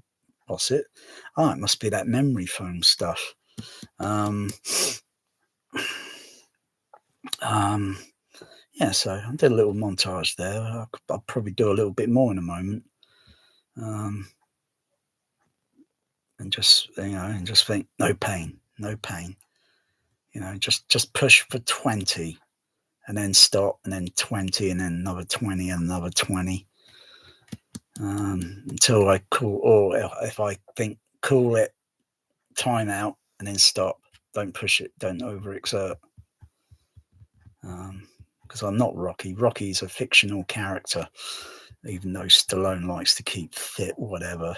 That's his, that's him. But I'm not Rocky, though it is inspiring. I do find that I find Rocky 4. I don't know what it is, but I find Rocky 4 is the best Rocky movie I like. Though it's a little depressing at the beginning, and the first 30 minutes of the movie is a bit depressing, and as was with maybe Rocky was it Rocky 3? Rocky 3, that's it. Rocky 2 not too bad. Rocky and Rocky 2 not too bad, but the other Rockies, well, they got a little depressing, but the Apollo and his trainer and that. But I find the training montage sort of thing, because that's slightly changed over the while. Even though it's still Bill Conti is doing the music score for the. No, hang on, Bill Conti. No, I don't think he did the music score for Rocky 4. I think that was someone else that did the music score. Bill Conti did the music score for Rocky 2, and Rocky 3. There might be, music bits that are used in the movie that's Bill Conti, but I think it was a different composer or different. But I like that. It's like the Rocky 4 training sort of thing, Hearts on Fire. It's like a music video for MTV. So hey, I'm going to do it again. Do the lifts up, do lifting my legs up, because it works my tummy area, because it would, because I'm losing some weight, it would what's the word? It would tone my tummy. But that would take many weeks. That would take many hard weeks of, doing that. And it would tone my tummy slightly if I'm losing weight. Yeah.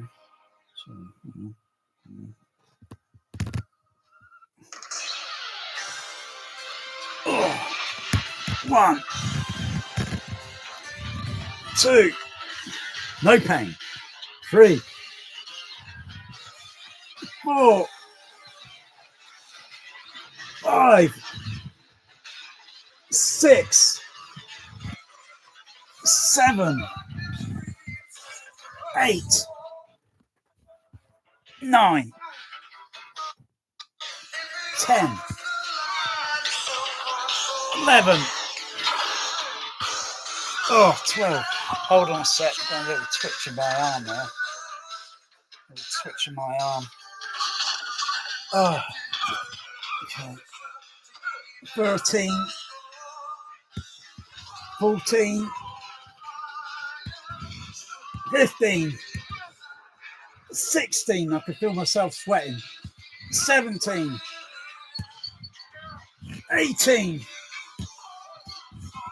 19, 20. Timeout. Oh.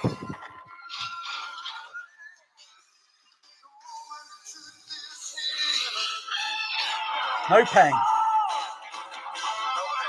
No pain.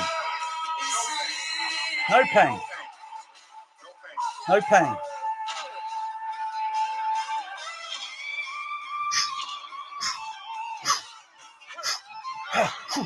I could do that in bed, you know, sort of like whoosh, whoosh, whoosh, because you're moving your body. Maybe not standing up and walking around vertical, but I can still feel the heat in my body warming up. A little bit of that. A little bit of that. Strong desire. Just pause it there. As to how much weight I can lift, that's when standing up, because like I say, the blood flow in our bodies reacts different to different things, like vertical, horizontal. You know, you see Rocky doing all that lifting up and lift. I couldn't lift my body that far up. Not yet. I'm nowhere near that. One, you've got to be a little bit light in your weight. Otherwise, if you're too heavy, it would just be too much. You've got to start at the bottom end doing something to get the weight off. And then you got to go on to the next stage. Otherwise, you just be completely flat out exhausted. I don't know. I don't know. 11.9 stone is what I weigh now. 11.9. I haven't seen that close. I haven't been that low in my weight in maybe over 10, 15 years. Maybe 20. Good gosh. I haven't been that low.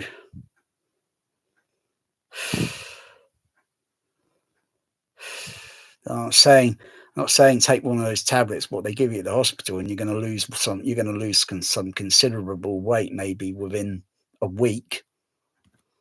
But what it might be doing, mystery there, I think. But I just got to discipline myself and not allow myself to go over into 12 stone, because if I start going into 12, I'm going to go up and up. I got to try and not allow myself to get depressed, not let anyone else bother me. If you want to keep putting weight and stockpiling weight on top of your body, go ahead. If you want to lose it, you could stay focused doing the same sort of exercise to basically you're burning it off. If you build up the heat, you're burning it off. You crap it, you pee it out, you get it out your system, and it will gradually, only over months, it will come down. What I've been taken at the hospital, I had a lot of fluid in my body. It might be fluid, but my tummy, though it's a little low, otherwise I can inflate it a little bit, breathe in. It was maybe a little bit like that, only a little bit more. Now, if I suck it in a little bit, yeah, but mostly that there is, that there I need to work on, and that I can only sweat it off. And I have to do workout and sweat that off. And that might take a month or two. It's not going to happen like, oh gosh, I've seen my weight go down. Woo! Has it dissipated around my chin area? That's the thing. It's hard to say. Might have dissipated a little bit, but yeah, it's hard to say. Oh crikey, have I got that on me? Good gosh.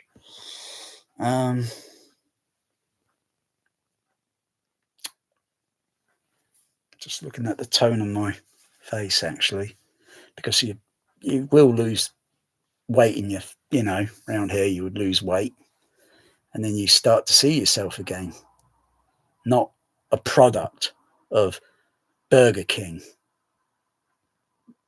Domino pizzas. You won't be seeing that, because otherwise you consume that stuff too much, shamefully, like I have. You're only going to be seeing Domino's on your face, Pizza Hut, Burger King. Trust me on that. Trust me. I've been badgered by my friends. Get your weight, get your diet, change it. I've been badgered. I've been badgered by my dad. If my dad could see me now, he'd say, well, that's a little bit better. But I'm not going to overdo it and get myself down to like looking anorexic, I think is the word, where some people have a fear of weight and such. I'm not going to get my weight down to 9 stone, but that would be 10 and a half, maybe 11.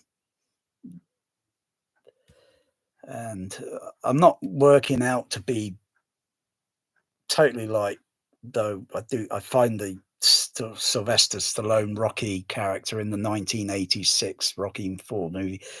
I think that's when he was at his real prime in his physiques and such, and because he's generally a kind of healthy guy, isn't he? I think he might be an actor and very rich, but I'm not saying he is my idol, but I find the thing inspiring. I just wish one of my friends could find that and get some of his weight off. Because then you'd be able to move a little bit easily. I can just move, like I say, I can move my legs up a little bit easier, because before it was like I was about that fat or bloated, and I can only bring my legs up so high. I've done this before, doing leg lift up, but not very well. 20. Wow, that's not too bad. I'll do another 20 in a moment. I'll do another 20, but not try to overdo it, because I don't want to wake up in the early hours in the morning and think, oh gosh, my legs are so rough, or my tummy area is so rough, because I overdid it maybe too much. But I've only done, realistically, I've only done a couple of minutes, but it's how much, what I bring legs up and then back down and so on. And I'm not exactly timed it. I'm just going by the video and thinking, okay, I've only done so many seconds there. I'll keep on doing that. Yeah, I do like it when I do play Rocky 4 on the THX sound system in the room. Wow, real THX, not that home THX that everybody's got in their home THX. I have the real thing. You want to buy it? Well, actually, there was a THX 3417 on eBay, but it sold. I'm surprised it sold pretty quick, because I haven't seen a 3417 on eBay for about a year, and then suddenly, boosh! And what did it have missing on it? I'm not sure if it had the THX logo thing missing on it. I don't know how that got missing, like, because you got that's that, yeah, that doesn't come off very easily. As to how many THX cards it had in it, it could have had standard 3 THX cards for left, center, right. but it's the real thing. The THX was back in the day in the 90s in home cinema was a mystery. You know, everybody wanted it, but the home version is a little bit different to the professional version. Anyway, that's sold. That's sold on eBay. That THX. So yeah, I own three of them myself, and two of them are for backup because it's the real thing. It's the real THX. The real standards. The real standards. The standards. That's what they say. But speakers standards. Think about it. You go to a PA concert versus a cinema. They might use JBL components and um, it's loud and that, but it's a different sort of loudness and such and different, um, in within the venue, whether that venue might be indoors or that it might be partly kind of like a what do you call it? Um, I forgot what you call it now. What they call it? What's it called? I forgot what it's called. Not an amphitheater, not a coliseum, but kind of like a coliseum. Yeah, open roof and all that. Stadium. That's it. Stadium. Crikey. Um, where it's open roof and that, and there's no roof. um, and you hear the venue sound within that surround. Um, of course, when you got no roof and all that, or it's open out in a what's it?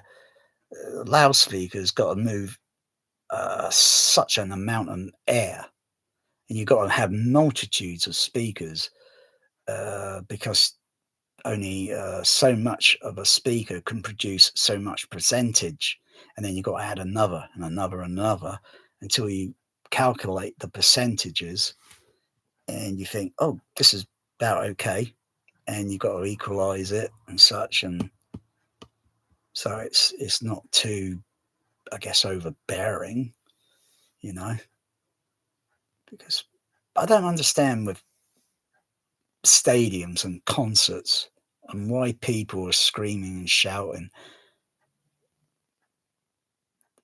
For one thing, that's not good for their auditory. They're good for their hearing. Period. There's no if, there's no but, there's no debate, there's no voting about it. It's totally bad because you're going to come away from that concert with your ears ringing. Welcome now to the Tinnitus Club. You are now officially in the Tinnitus Club because that ringing or hissing or whatever sound you hear will never go away because you're allowed to play stupid games at a concert and win a stupid prize. And that tinnitus would just come back as and when it feels like it, and it would drive anyone, no matter hard or strong they are, it would drive them stir crazy. There's many record history of hard, tough people, and it just brings them down to their knees. They don't want to know how to treat it with what's it by just treating it. They want an actual cure, which unfortunately something just doesn't exist yet.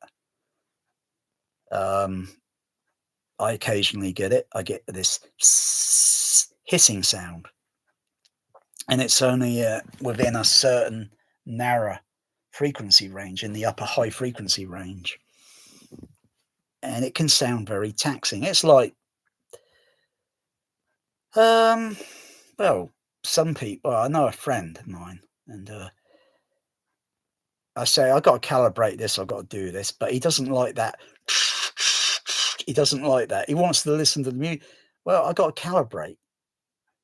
Without calibrating, then okay, you just listen to the music as it is. It'll still work and it'll still work fine. But if you want it tuned and all that, and I got to be in this room undisturbed, and I got to put up with it. Sometimes I got to put earplugs in, and I got to look at the readings being picked up by the microphone and get it as good as I can possibly can within the room.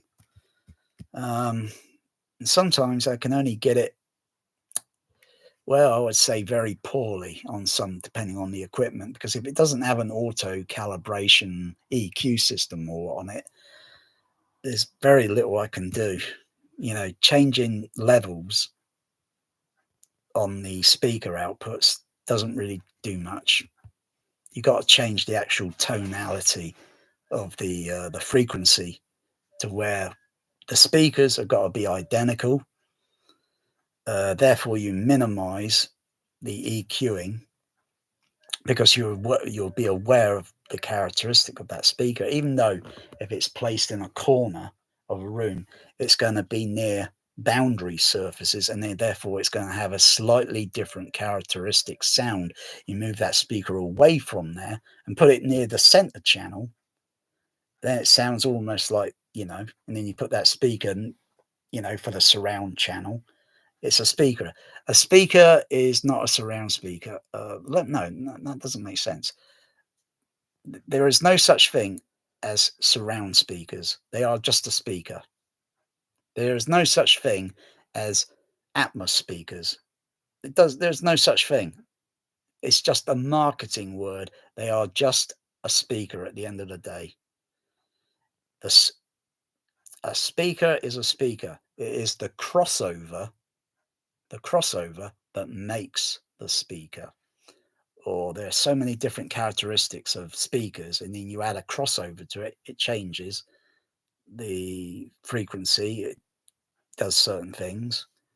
Though passive crossovers are limited to what they can do. The DSP, or a loudspeaker management crossover system, can do a lot more, and therefore you got more flexibility and control, which is what you want. You don't want to be limited and restricted to, and of course then the equalization, because no loudspeaker is perfect. You can spend $1 million on a bloody loudspeaker, preposterous a waste of money, and you will never have a perfect system. You might as well just go out and buy simple PA loudspeakers that are a lot cheaper, they're a lot more manageable to tune and adjust, and you can throw everything at it. If they can play concert levels at those, if they can play at concert levels, which are bloody loud, you don't need that level in the home. You've got something that's able and capable. Trust me on that. Trust me, you don't have to go out and buy all this bullshit like Presello audio speakers that cost bloody X amount of money, even though JBL have certain things. But I'm not saying go out buy JBL, but you can go out and buy Calypso PA speakers, anything but these stupid little home speakers. If I can put cinema speakers in my room, then you can do it. And then you would have something. Basically, 85% of cinemas worldwide use JBL Cinema Professional. The rest are just other brands that like to jump on the bandwagon. JBL was the original that started with the motion picture talkie back in the 1920s. 27. Actually, I think there was a movie that came out before The Jazz Singer. I'm not sure which movie that was, but it only had music, and I'm not sure if a sound effect. I don't know, but it was one movie that was slightly earlier than The Jazz Singer, because The Jazz Singer had vocals and talking and singing in it. So that was the first talkie motion picture in 1927. So I think the first was 1926. I have to do the research. But JBL was there at the start of it. Or Lansing, they were there, boom, at the start of it. So you know, You can go out and get some JBL Cinema Professional that will fit the room size. You don't need, if your room's greater than 9 foot high, then yeah, fine, get the JBL. I recommend the JBL 4675A without a shadow of a doubt. I tell you, if they do Star Trek movies, wow, wow, was that what I was missing on the soundtrack? I didn't know that was on the soundtrack. Um, and those don't cost much, though. Generally, you won't get them cheap, ultra cheap secondhand, but they will be, you know. But there's the 4673, which I use in my room. They're more than ideal for, if they can do a 400-seat auditorium, then they can do a small room okay. You don't have to go out and buy all this Ascendo rubbish and this. Those speakers are tiny. Even if they got a stupid sub bass, you don't need an 80-inch sub bass. All you needed is a few dual 18 inches placed here and here. It's just very carefully. Sometimes don't put the sub bass speaker on the floor. Raise it up off the floor. It will still be playing that LFE. But if you raise it off the floor, you will change the characteristic of the bass frequency, because the first thing it's going to hit is the floor. Secondly, maybe the sidewalls. Thirdly, the ceiling. And then fourthly, going out elsewhere in the room with multitude of reflections. Trust me, if I could get my sub bass speakers, or they're not really a sub bass speaker, it's only a crossover. It's only a crossover that says it's a sub bass speaker. Otherwise, they can play full range up to maybe about 4 kilohertz. So they play the lowest up to about 4 kilohertz, and you'd be surprised how good sound I can change the sound on my JBLs behind the cinema screen to be playing just the bass mid from the lowest to the highest. And you know what? The quality of sound is like, wow. Why don't I just have it like that set some all the time, rather than using a DSP crossover at maybe 300 hertz? And then, because I allow my HF horn to go down as low as it could possibly go, which they can take down to about 200 hertz. And that's, but don't try that with most HF horns. You've got to check the specifications out, I could just switch it that and it plays like wow. But it will roll off the high frequencies, the upper highs. It won't go any high. So you've got to have a tweeter, or maybe I changed the crossover on the HF horn to maybe 4 kilohertz or 5 kilohertz, and it would only play like it wouldn't play much detail, because all the rest of that bass detail would be in the bass mid driver, and you could hear the tonality of the vocals going down to 100 hertz. Should we feel it? Realistically, we don't feel that in real life. We only hear it. Unless, of course, I go up to someone and I put my hand on their shoulder and I feel the sound of their voice. I hear the sound and I feel it by putting my hand on their shoulder, or maybe there. I feel it. That's like a bass transducer, a bass shaker. Because most bass speakers, if you can't really get all that bass pressing on your body without being uncomfortable, if you can't achieve that, which is a bit of effort, you don't want it bloated, you don't want it booming. And the trouble is with bass going like that in a room, you want it to be as directional, over to the left, over to the right, and in the center. Yeah. So like when the space dock doors open on Star Trek 4 or 3, when the Enterprise is backing out away from the space station, and then the space dock doors open, that's big, huge bass, literally in the center channel. Most people in their home theater wouldn't be able to achieve that or even notice it, because it's been reproduced through the sub bass speaker, because they're diverting the bass from those small little speakers into the sub bass speaker, and it wouldn't be the proper reproduction of the sound. It should be hard bush in the center. If you got multitudes of 15s like they were in the Empire Leicester Square, it hit me in the chest. I felt it in my chest. And that's from 20 meters, 20 meters away from the screen. Wow. That was a THX sound system. And then I could hear or feel the directional bass over to the left and over to the right. And then the sub bass signal, when those space dock doors open, then you get a deeper, more rumble that comes in on the LFE or the baby boom.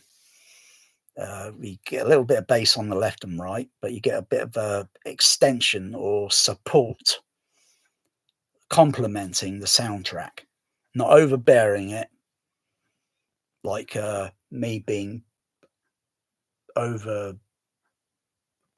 maybe a little bit too fat or by tummy bloated. Everything's balanced, and you should get a good reproduction of the sound. But most people, most people have probably not been to a THX cinema, so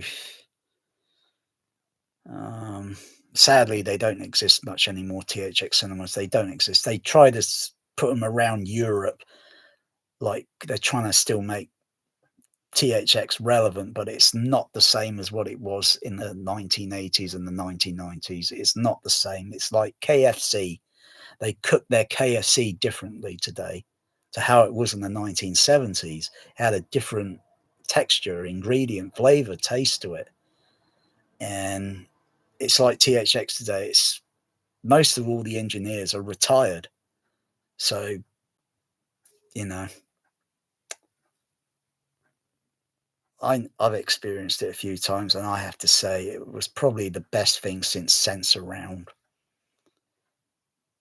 especially Star Trek 3 at the Empire Leicester Square. My goodness, that Earthquake Genesis rumble, my goodness, it almost gave me flashbacks to Sense Around, only it's THX and it was pushing a lot harder. Flipping it, really did feel like an earthquake or the Genesis thing. That auditorium was moving. Flipping it. And you don't need this Trinov bass waving.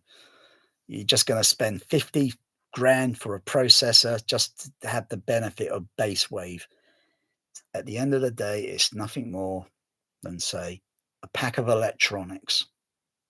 If you could figure out how those electronics are working, like I'm sure some people are, they could think, oh, I could do something equivalent without necessarily spending the amount of money, and I could do something that would do the same equivalent.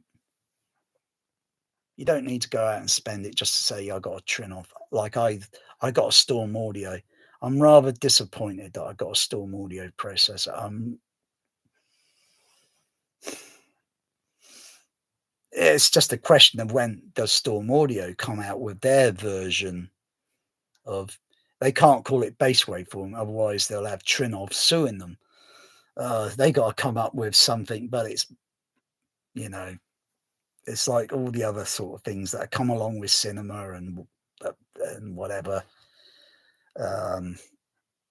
Yeah, but multitudes of speakers for sub bass. The LFE. I don't know. I just don't get it, because most of these rooms would have spent a ridiculous amount of money on that speaker enclosure box, extra amplification, speaker cabling, and all that bass wave thing does is what it does. It's not going to do directional bass, for crying out loud. Oh my goodness! It's just going to produce something on the LFE signal, or if you dump all the bass from all the channels into it, it's just going to do a mono signal-ish, a mono that's moving. They're trying to get consistency in seat to seat to seat. I wonder still how much energy or electrical voltage they are using up versus a bass shaker. Though some people say, I don't like a bass. I've got a friend that doesn't understand the use of a bass shaker, yet he goes in a vehicle. He feels mechanical vibration. You go on, even if you're walking around, you feel tactile vibration. But it's something that he's never experienced before, and he finds it very difficult to understand. Um, I find it pretty interesting, though I do find it like, I wouldn't mind trying to get it a little bit more within the floor area, within a wooden floor, and get most of that energy there. Because the one thing he's thinking was that he's not feeling it in his feet. I didn't have any bass shakers on the floor at the time. They were only attached to the seat bucket on the cinema seat. So therefore, you're only feeling the vibration. His other friends, we were watching Pink Floyd, The Wall. They seemed to like it. They seemed to enjoy it, except for my friend. It's a little bit more scientific, but he didn't quite like it. He found it, the word was intrusive. I agree. I agree. But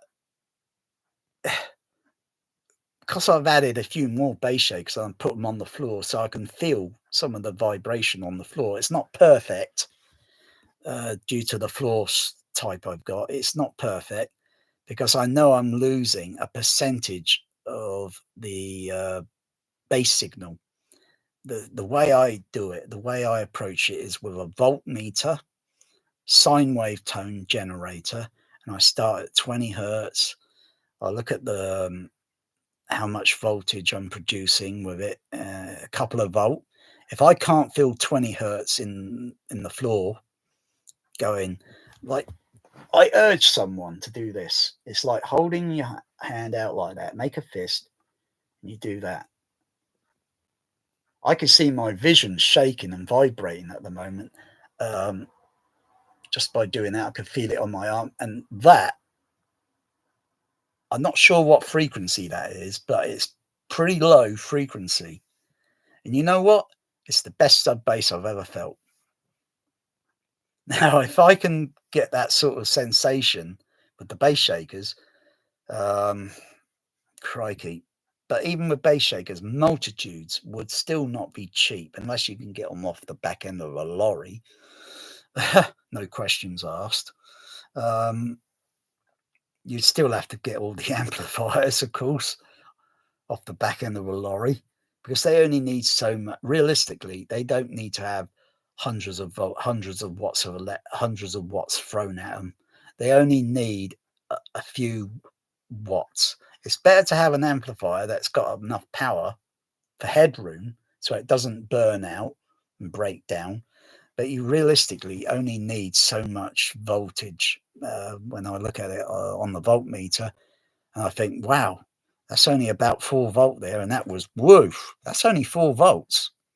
I think if you convert it into watts, it's a little bit more the number, but it was only 4 volts. You know, that's how I test these things, and also making sure it doesn't excite the the sofa, the couch, the cinema seat with too much vibration noise. Otherwise, they say a bass shaker is silent. That's not true. That's totally untrue.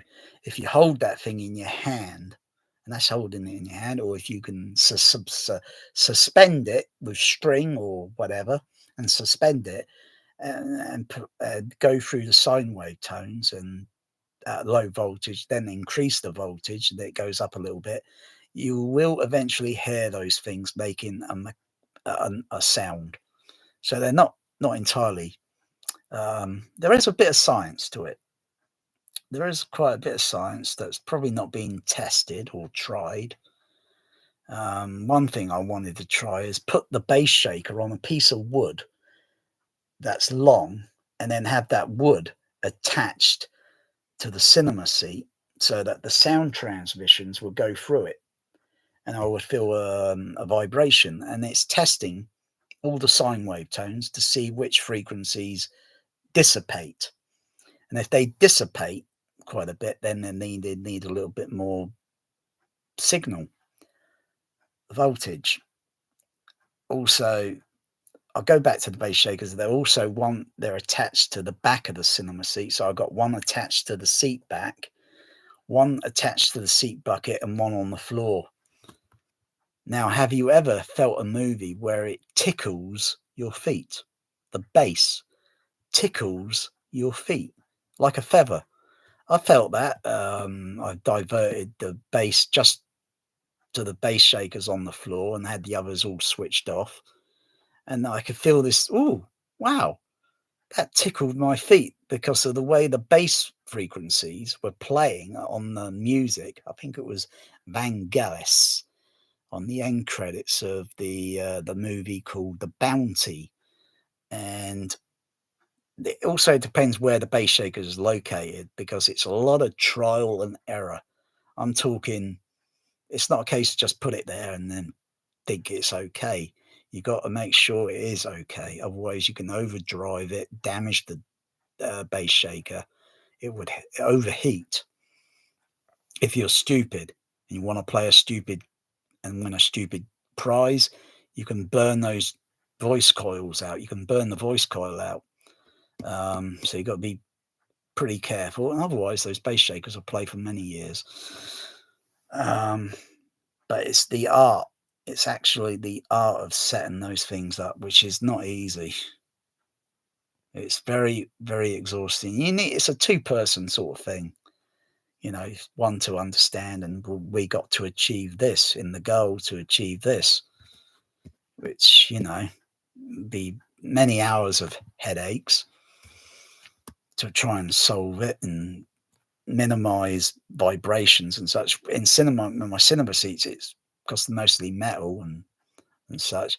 It's very, very difficult to maintain a very quiet state of sound. Once it gets to certain frequencies, the bass rhythms go a bit faster. When you go down lower to 20 hertz, the bass rhythms are slower. When you go a little bit higher in the frequencies, the frequency rate goes a bit faster due to voltage level and such. You can minimize and, it's tricky. I like to get my home cinema feeling like a bus. The amount of mechanical vibration I feel on a bus, and I can tell how the bus is designed and where the engine's located, and the mechanics of all the suspension, wheels, etc., road surface, you name it. And as for this sort of shaking, that's only the vehicle doing that. That's not actually the D-box seats that you buy. D-box, where they're programmed and controlled and they do all this shaking shit, and they cost about $2,000 or something. I think they're not cheap, they're very expensive. Not every movie's encoded in D-box, though it does have a simulator on it. I think some sort of simulator where it's probably randomly going to do, but car seats don't do that. If a car seat started doing all that, I'll say, I'm going to slam my hand down on the dashboard. Bang! Stop the bloody car. What's wrong? Have you got a ratchet? Why? What's wrong? Well, this seat feels a little bit loose and unsafe, It seems like one of the bolts need tightening up. Sometimes I've got to do that on my cinema seats. I've got to tighten the bolts up. That's one of those things, wear and tear. Otherwise, it's only the vehicle that's doing that. It's called inertia. I feel it when I go in a lift at the hospital. I don't quite like it myself, but it's, and then when the lift comes up to the top, and then I feel this slight inertia. That's something I don't think you can achieve in a home. I think at home cinema, it's going a little bit too literal now. There's only certain things, but if you can get those bass shakers to get the energy and the right amount of energy of bass from the speakers, without, well, smaller speakers require a bit more power, and therefore you're going to waste a lot of power. It's no good bragging about I got, you know, so many watts going to that speaker. I got nearly 40 kilowatts on my THX system. That's more power than my linear amplifier for my CB radio, which is only 250 watts. I wouldn't mind 40 kilowatt for the CB radio. I'd get across the world pretty easy that way. But yes, weird irony. But I don't, and we do not use up to kilowatts of, because it would be deafening. We only use so much acoustically in watts, which is not a lot. But if it's a small speaker, it would require a bit. But if you use a bigger loudspeaker, it requires less, and it can produce better sound, better than a small speaker. And you can make that big speaker sound like a tiny little small speaker by using the electronic loudspeaker management crossover system. You can make it sound like a tiny little speaker if you want to. But you can't make a small speaker sound like a big speaker. It would have limitations. Like Clint Eastwood said, a man's got to know his limitations. I think that was the Magnum Force. I think that was Magnum Force at the end of the movie. Man's got to know his limitations. Anyway, I'm going to get back to this. Do a little bit more. Sit here.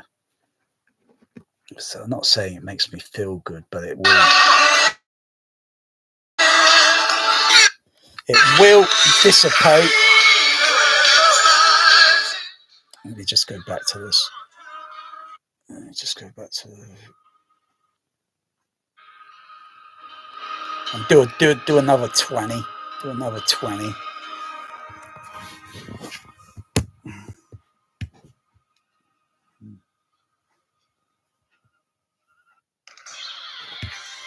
One. I like to do skipping. 2, 3. So that would be a good exercise. 4. And I'm bringing my legs up as high as I can vertically. And that's a lot more than 5. Oh, I could almost bring my arse. 6, 7, 8. I can feel tightening around my waistline. 10. Oh, 11. 12. 13. 14.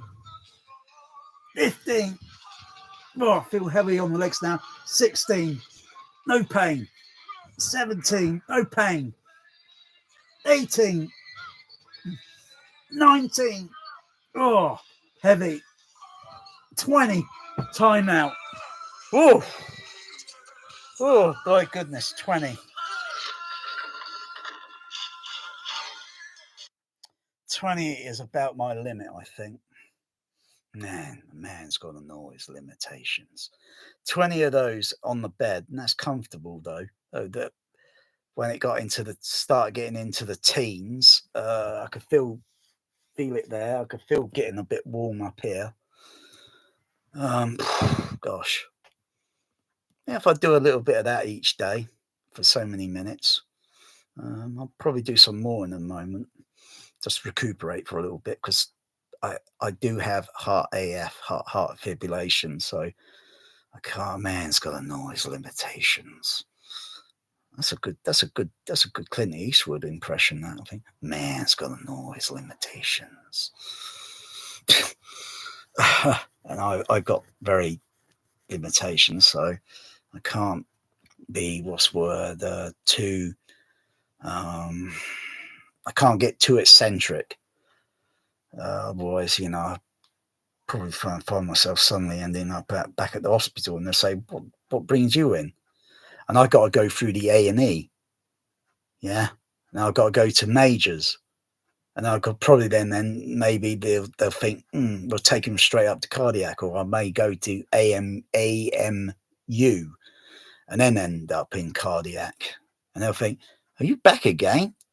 You only left us last week. What are you in here again?" Same thing.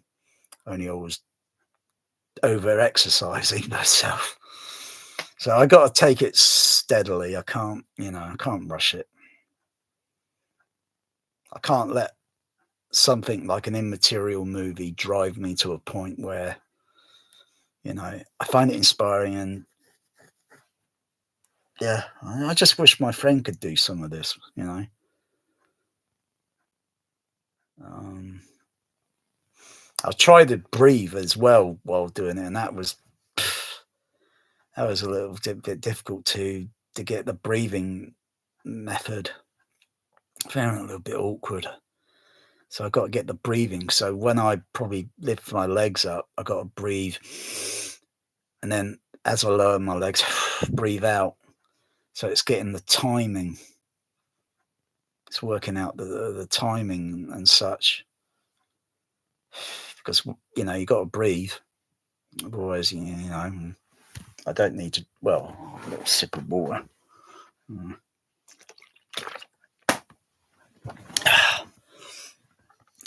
Got to maintain. Otherwise, yeah. Oh dear. I do feel that. I can feel it here. I feel it there. That's not too bad. It's not too bad. That's not too bad. I need to work on that a little bit. I could probably get it. Well, if I start next month, a new month, I might get it down in 30 days. Might get it a little bit shallow in 30 days. Providing nothing arises, which will cause me to, because I've got to keep it up somehow. I'll do a little bit in a moment, a little bit more. I'll just get the video ready. I do like that. I do like this. It's brilliant. I just don't mind turning the system on and just playing Rocky IV at this time in the morning or this time in the evening on Laserdisc. I don't mind the DVD. It's not too much. I tell you what, the director's cut of Rocky. Oh, it looks terrible. The color on it looks appalling. I saw a 1080 or 480 or 4K director's cut Rocky montage. It's got a few extra little scenes, but I don't know what the color of that snow is. That color of that snow is botched up. I don't know what color that is, but that does not look like white snow. It looks like George Lucas had his hands on the bloody Rocky IV montage. Because what the bloody hell is that tint of blue in the color of that snow? What the blaze? I've never seen blue like that. That's only because they're fudging around with the colors on the computer and they botch it up. And what, Sylvester Stallone can't even see that? Did he ever review a 35mm print and then side by side and then think, well, we want the color to be like how it was theatrically, and oh dear. Yeah, some people just haven't got a clue, even though they got billions, and sometimes they haven't got a clue.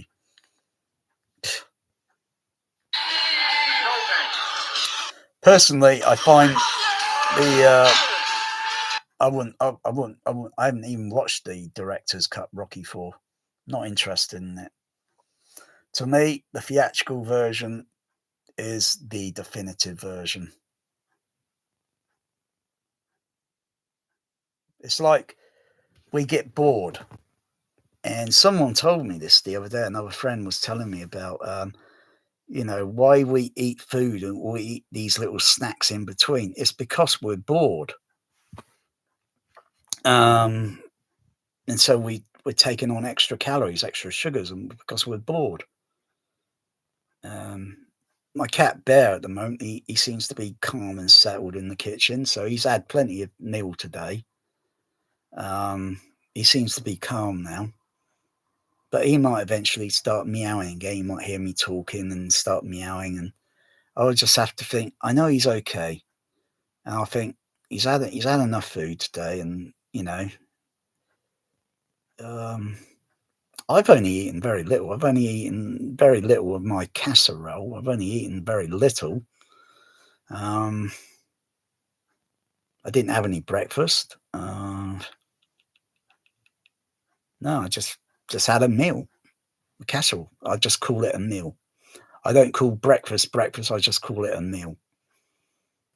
Um, though my mind right now is thinking cheese biscuits or whatever they're called, Cheerios or something. I don't need that. Chocolate, bar of chocolate. I don't think I need that. That's only going to put my weight back up. I want my weight going down. I've seen enough of it going up. I want to see it going down now. I've had too many years with it and it being in my way, and it restricts your body movement. But it won't help my blood circulation. Maybe it will, maybe it won't.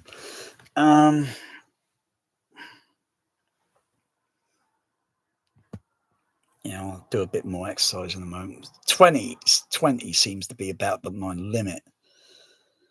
It might be the bed that I'm laying on. If it was a different surface, probably might manage a little bit more than 20. But I want to lift my body up a little bit more and work the muscles and tone.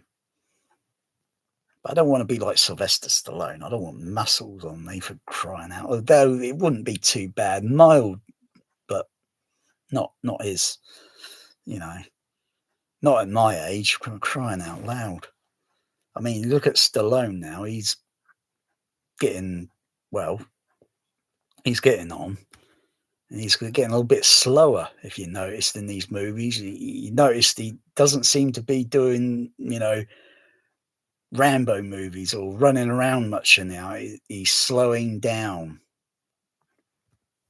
because he's probably got other things that he doesn't want to talk about. No, I don't idolize on that actor. He used to be my kind of idol in the 80s or such, with the because me and another friend we would bodybuild. We would do our kind of like lifting weights, or though not really weights. They were bottles of that had fruit juice in it, right? I think these were 4 liters. They were 4-liter bottles, and they had fruit juice in it, and such, fruit squash.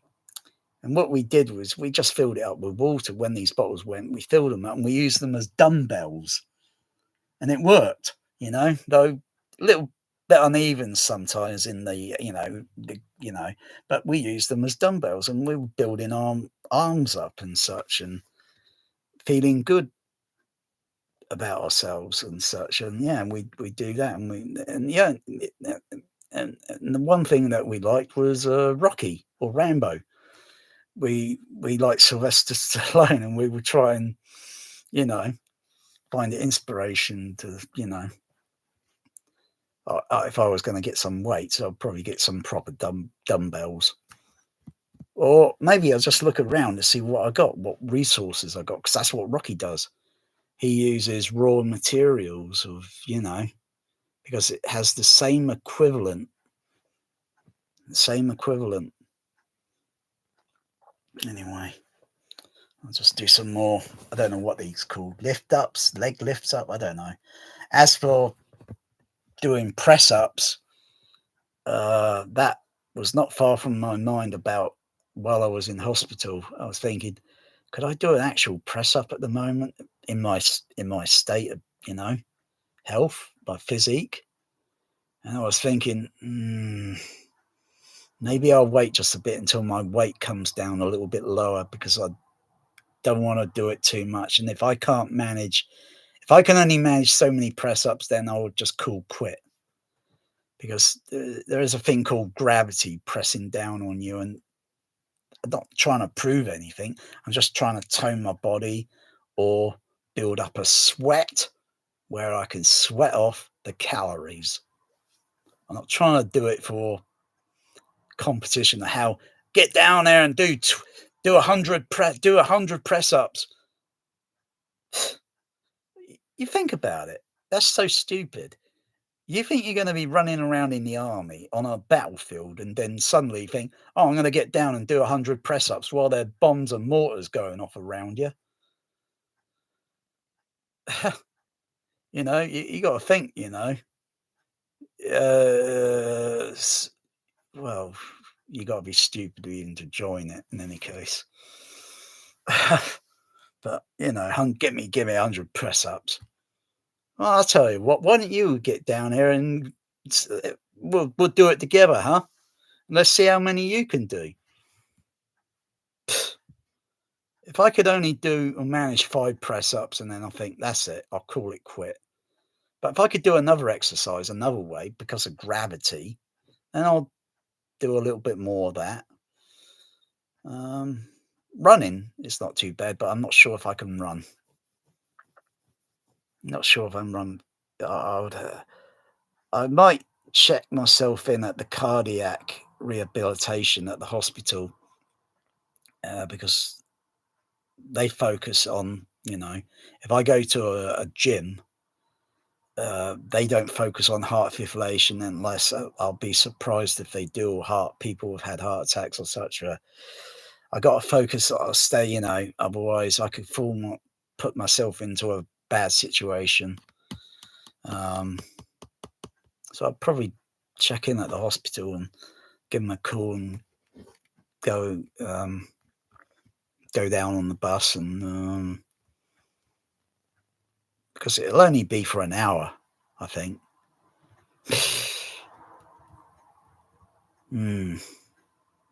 It takes nearly almost under an hour to get there on the bus, depending on the bus route. It could take 30 minutes. You may be there for an hour for the, but only to see or check to evaluate if I'm okay. And if I think I can then do this at home, then I can do it at home or outdoors. It would only be to go down and check to evaluate. I then have to use the resources, which wouldn't be too bad. But when I first had my heart attack, mini heart attack, I went to the rehabilitation most days. And then it's just seeing at first, like you move your leg forward and then back and then the other one forward and that. You had to do this sort of routine to see whether or not you got you're getting the mobility back in your legs. Some people had it a little bit harder with their condition and found it a bit more strenuous. I was finding it a little awkward, but I was trying to push and get over the boundary, which wasn't easy. I even did running around in this very large room and did running around and overdid it a little bit, where to the point where I collapsed due to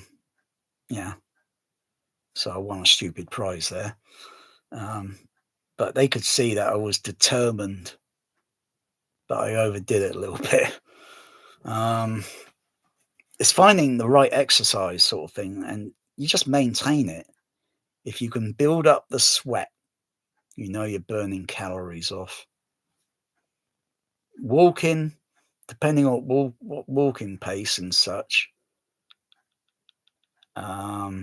until you feel the sweat or you feel the one thing is on the exercise bike or even on a bike, on the exercise bike, sometimes you sit up on the bike a little bit, you stand up and then you cycle a bit harder and then you relax. You feel this warm energy going through your legs. That's called the burn. Like they say in bodybuilding, it's called the burn. And when you feel that, you're burning off some good calories. That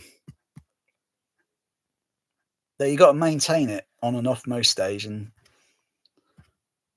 I'm not going to get on the bike. I mean, look at the bloody saddle. look what my cat, look what my cat's done to the saddle. I've got to put a towel on that. Otherwise, that's going to be a bit awkward sitting on that. I'll just get a new seat of it. I'll get a new seat, a new saddle for that. Yeah, that's Bear doing his workout on the saddle. And not Magic, no.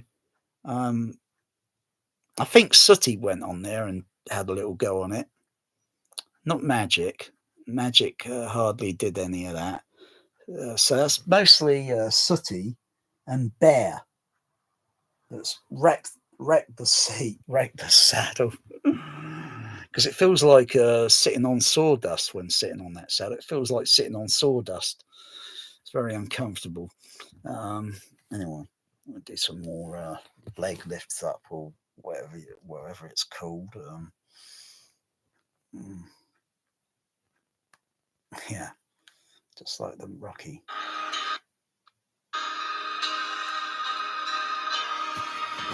Yeah. Okay.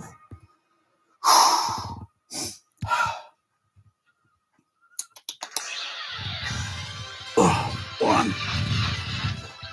I can't do two. The whole duration of the video montage there. Is that 4? I lost count. I think that's 5, 6, 7, 8, 9 on the. I feel it. 10, 11, 12, 13, 14, 15. Oh, no pain. 16, 17, no pain. 18, 19, 20, timeout. Oh.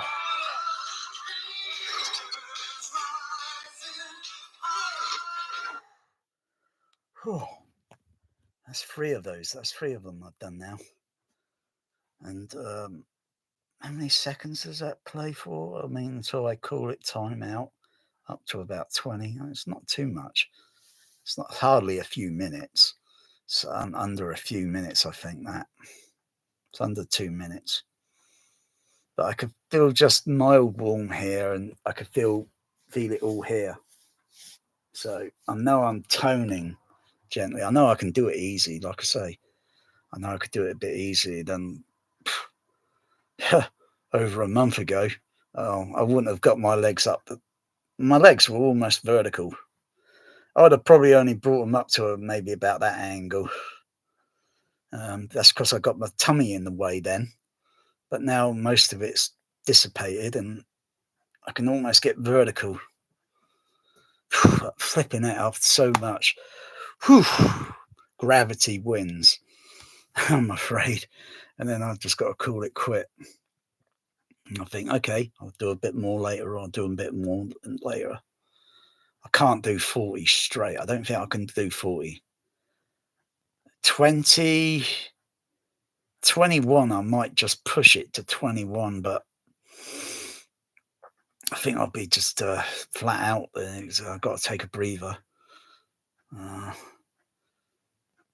Yeah, I'll just do a little bit. I'm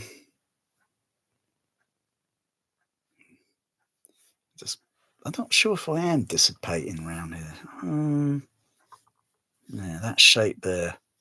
That's just body fat. That's just fat. That is just body fat, chin fat there.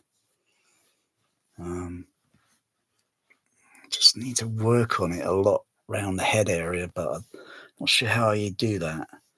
I suppose you've got to build up until you feel a sweat on your head, a lot of sweat. And that will probably burn off some of the calories, and then it will start to shape this hair to probably like that instead of that. That's how it should look, I think. So that there, it's going to take a bit of a lot of sweating to get that shape out, because that's not me. That's not how I was designed, was it? I don't know. It's a good answer. I don't know. But I think it has dissipated slightly, but a bit hard to say.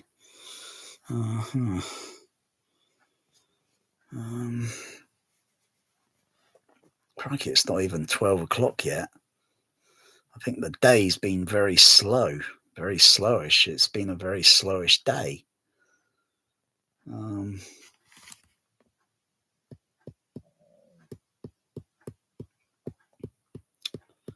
Yeah.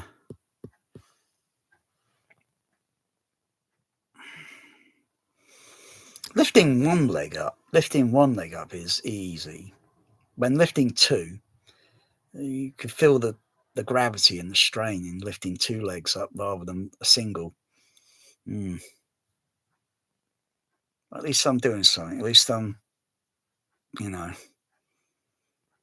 all these wake up calls that I keep getting, all these alerts and wake up calls, and I only wish my friend could do this, because he used to be very good.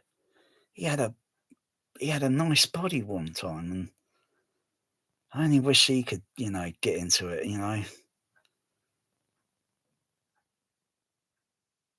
If I'd made changes, I wouldn't call them sacrifices. I've already sacrificed a few in the loss of my cats, and in any case, I've already made changes. I just wish my friend could, because eventually it's going to slowly catch up on him, and if it hits him, it's going to hit him really hard, and I don't want to see that happen.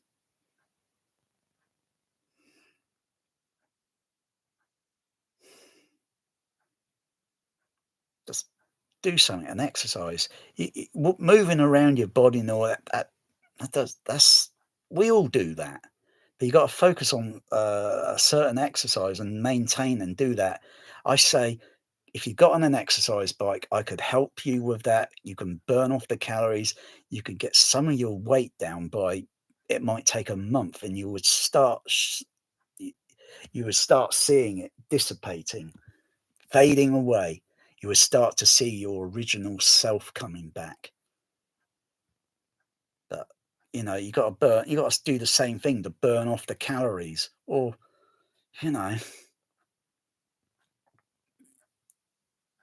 until you get your body a little bit lighter in weight, and then you could probably then start doing this and that a little bit easier than before. Like I say, I'm finding it easier now. I could lean down and tie my shoelaces.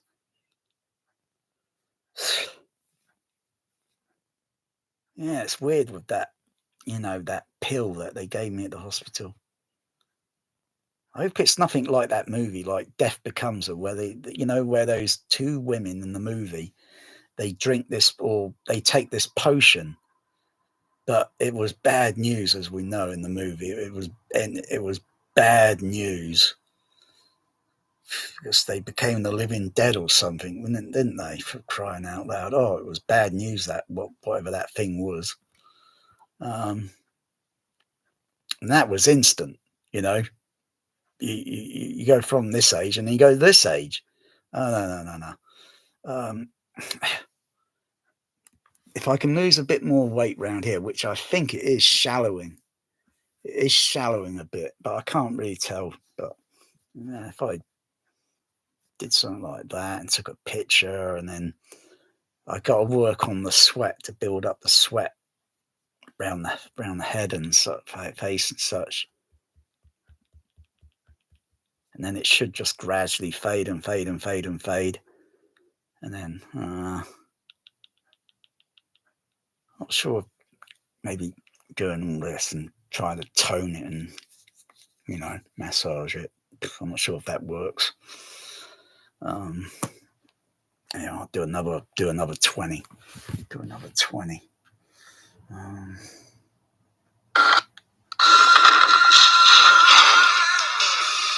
Oh yeah, I like that. I like that. Wow. I just want to do that like it does there. I'll just like do that exercise there. See if I get part of my body lifted up. Oh yeah.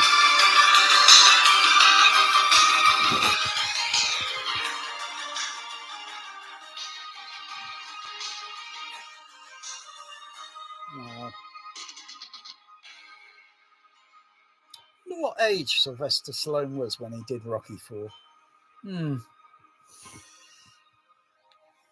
What age?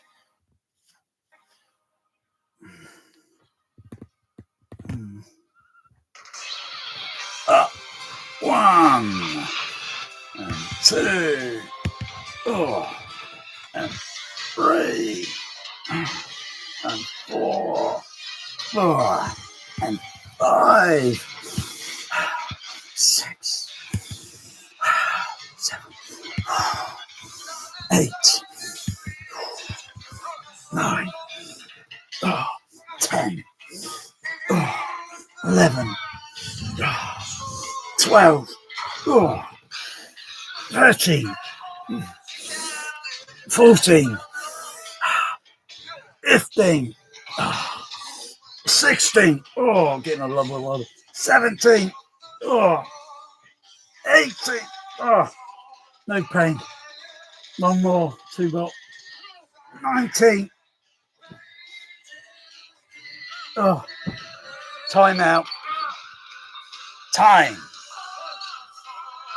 I started to get a little bit wobbly when I got into the 16, 17 count. Started to get a little bit wobbly. So I think that'll be enough for tonight. That's 4 of them I've done. So if I'm not sure how much time that is. 4 of those I've done tonight. It might be equivalent to maybe 3 minutes or something. Maybe 2.5 minutes. Maybe 2.5 minutes. So, all right, call it quit there. Not too bad.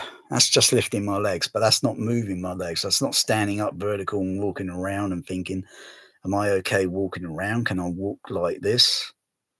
Or am I still walking like that? There's a difference when you got a condition like mine. If it affects other people in the same way. I spoke to other people that had AF and they said they didn't have any discomfort in their legs. And I thought, that's interesting. You've got no discomfort. And I'm thinking, the blood circulation. But yeah, anyway, that's enough of that tonight. Because I started to get a little bit shaky when bringing my legs up. I feel I'm getting shaky. Like, yeah, I've done enough for tonight. Yeah, just whew.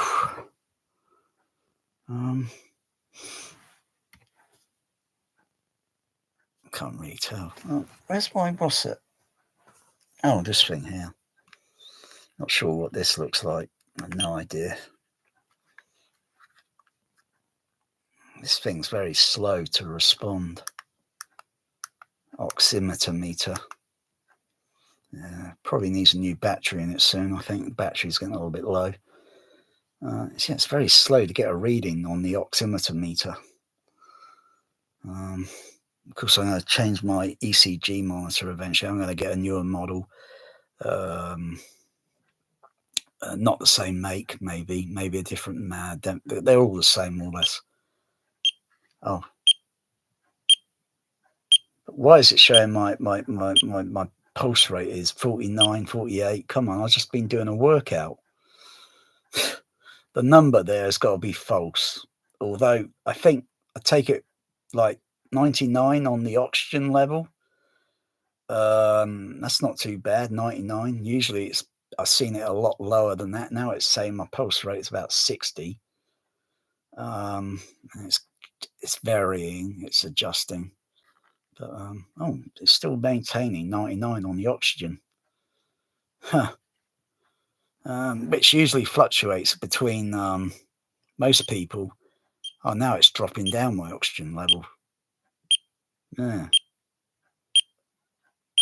Usually it should maintain a stability of oxygen level around 98, 90, 97, 98, 97, 98.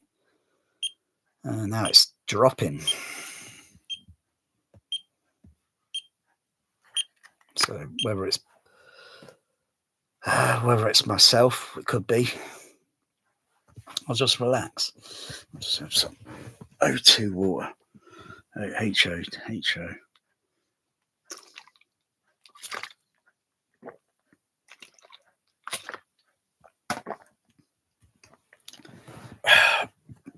Just relax. Don't do it anymore tonight.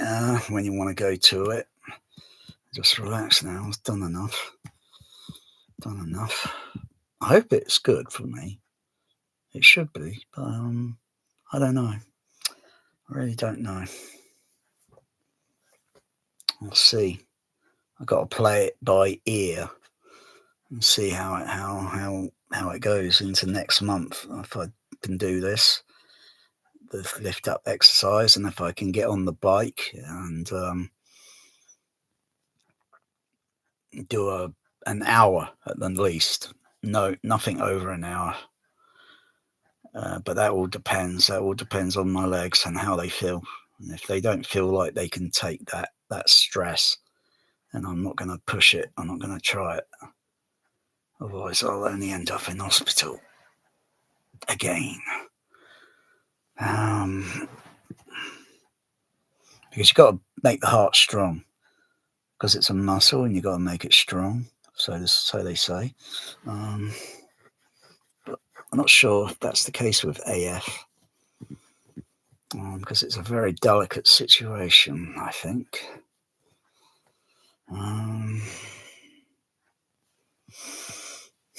Breathing respiration is not too bad to what it was weeks ago.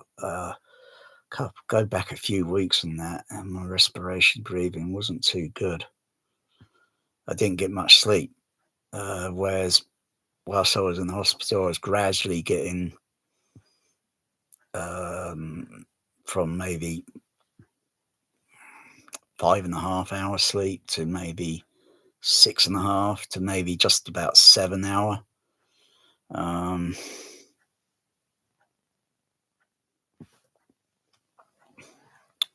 So because our body, if you get fluid in your lungs and you're laying down horizontal, it can interrupt with your breathing, and you're going to wake up all the time, and you're not going to get much sleep. Not much sleep. When I first had AF, unknowingly in December, I didn't get much sleep. An hour was the most I got. And imagine you only get an hour's sleep. You've been up all day and you only get an hour. Ah, dear. And then it was trying to sleep a little bit in the day sometime, and it's still been awkward. Didn't get much sleep because I had fluid in my lungs. Yeah. As well as my legs as well, or one of my legs, I think it was, I had fluid in. And recently, I had fluid in both sides of my legs and a little bit in my lungs. So, yeah, and fluid elsewhere that built up, which I didn't really know.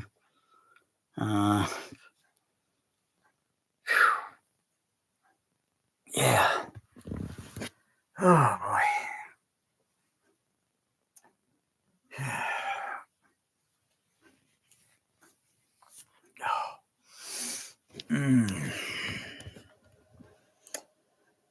Place the games and prizes.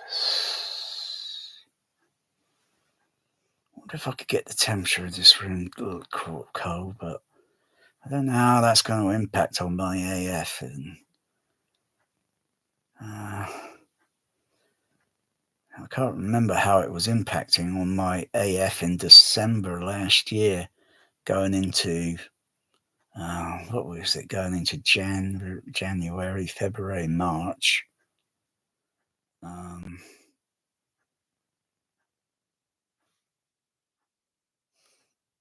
think I had the heating on. Yeah.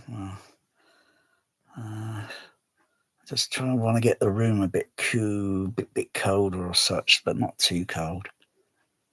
That all depends on outside. Yeah. I'm not. Hmm.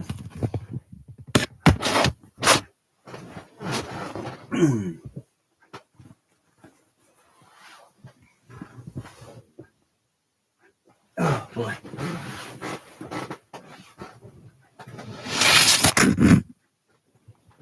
Whoopsie.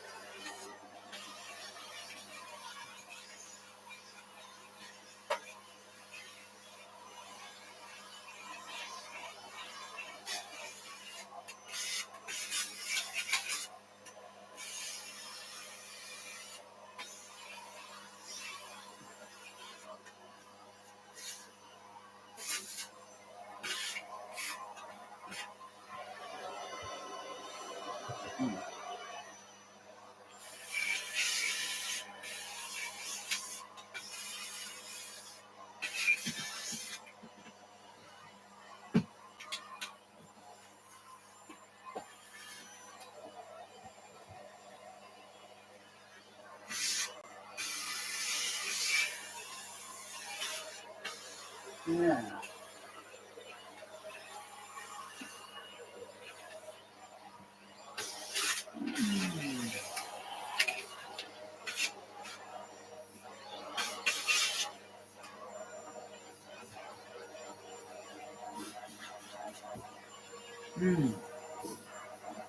Yeah.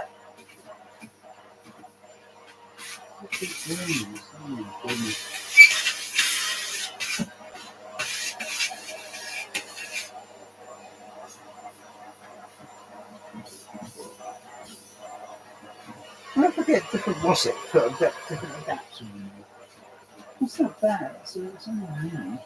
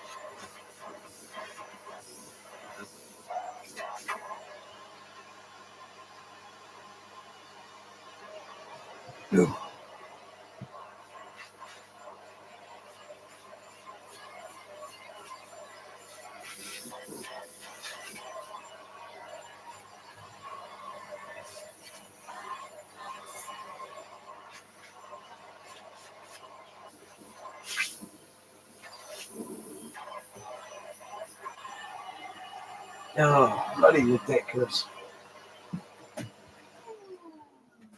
Oh, flipping absolutely ridiculous. Oh.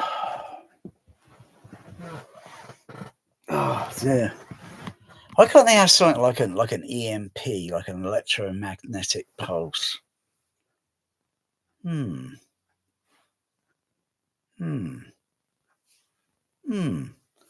Something's got me thinking now. Electromagnetic pulse. That's pretty dodgy, I think. I don't know how you can conjure one of those in a home. But no, not exactly electromagnetic, but something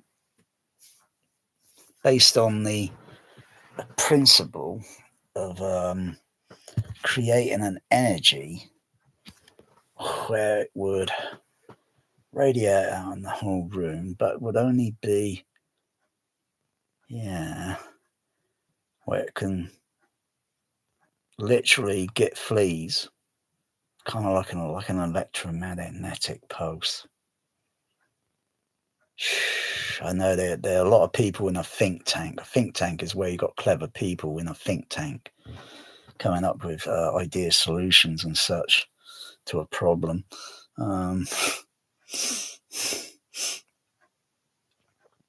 Wonder what frequency they are on, the flea, the frequency. If I could figure that out or do some research, Googling research, very bizarre, of course. Yeah. I wonder if sound waves would, or whether it's something. And I know there's one other thing that would probably work. Though it's take a bit to set it up, and you might think, crikey, this is very elaborate. It's a thing to set up. And of course, you test it first because you want to test something like a prototype. So you got to have a prototype to test to see whether it works or not, and what energy you can use, etc. You might only need a certain amount.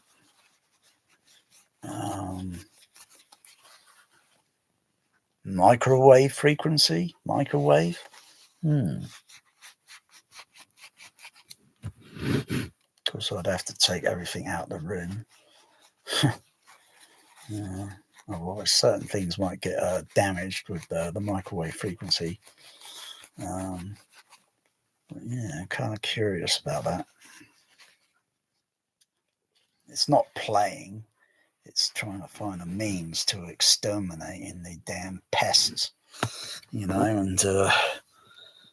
yeah, get them in their tracks, so to speak. There's only a few things that, but yeah, I'm trying to think of other things, but I could forget about that because it's too big, too elaborate and thing, so it's set up and everything. But yeah, I know microwave would do it. I'm just trying to think. Would sound waves do it? Sound waves, because I'll have to put certain speakers in this room, take it to a certain. Maybe it's not the sound wave. Maybe it's the harmonics, or oscillating the frequency. So you could drive fleas crazy, so they literally crack up and die. Wouldn't that be ideal if you could just do that, and then you just go vacuum everything up, and then you give it another burst or whatever in the room, or this whatever, and then set the traps around just to see if any appear. If you don't see anything appear, then you probably know you got them. Maybe.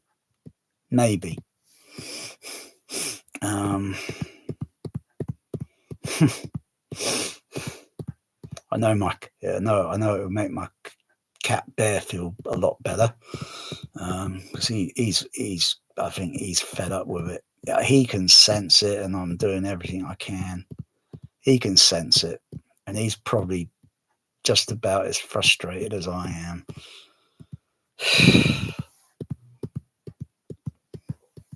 I thought, there's only one probably kind thing you could probably do, is shave your pet. I'm not shaving my cat. Just to get all the damn things off of him. But then I thought, you look at a hairless cat, a sphinx. I wonder if they get fleas. I mean, you'd be able to see the damn things, wouldn't you? But I would imagine someone would get the damn things off so easily. But I'm not shaving my cat. It'd take him probably take half a year for him to grow his fur back. but it would at least get all the damn things off of him. But you just got to keep the flea collar on, keep combing and such. The only one area I can't really comb very well is underneath his belly, because he won't have it. A cat's not going to have that, are they? They start scratching you.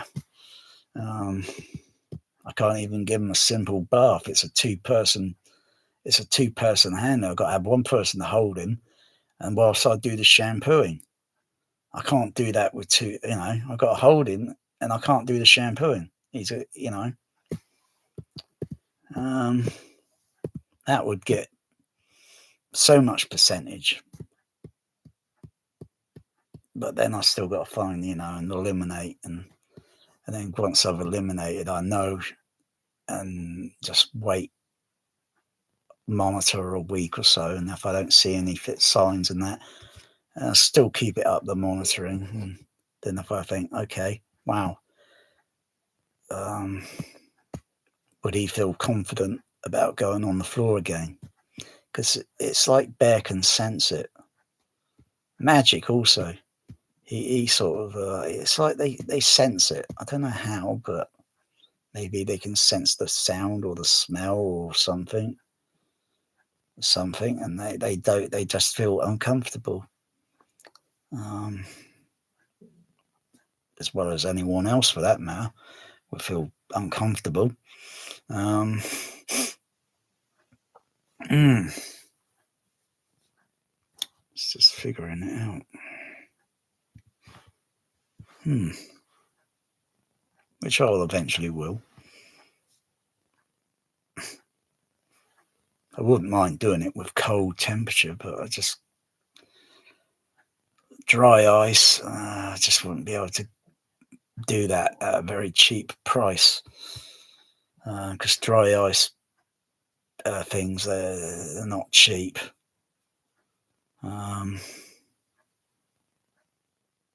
There's got to be another solution to, because they won't like it. And then of course I've got to be out of the room if I'm going to have anything like cold, like minus 30 or 40 in this room. It's going to be awfully unbearable to be in. So I've got to be out of it in another room for a few hours whilst, and then just check on and see if it works or not. It should work. It works in theory when testing it under a controlled condition. I could get a flea in a little plastic box and put it in the freezer. Take it out 1 minute later, it's toast. So I know the temperature. That temperature eliminate.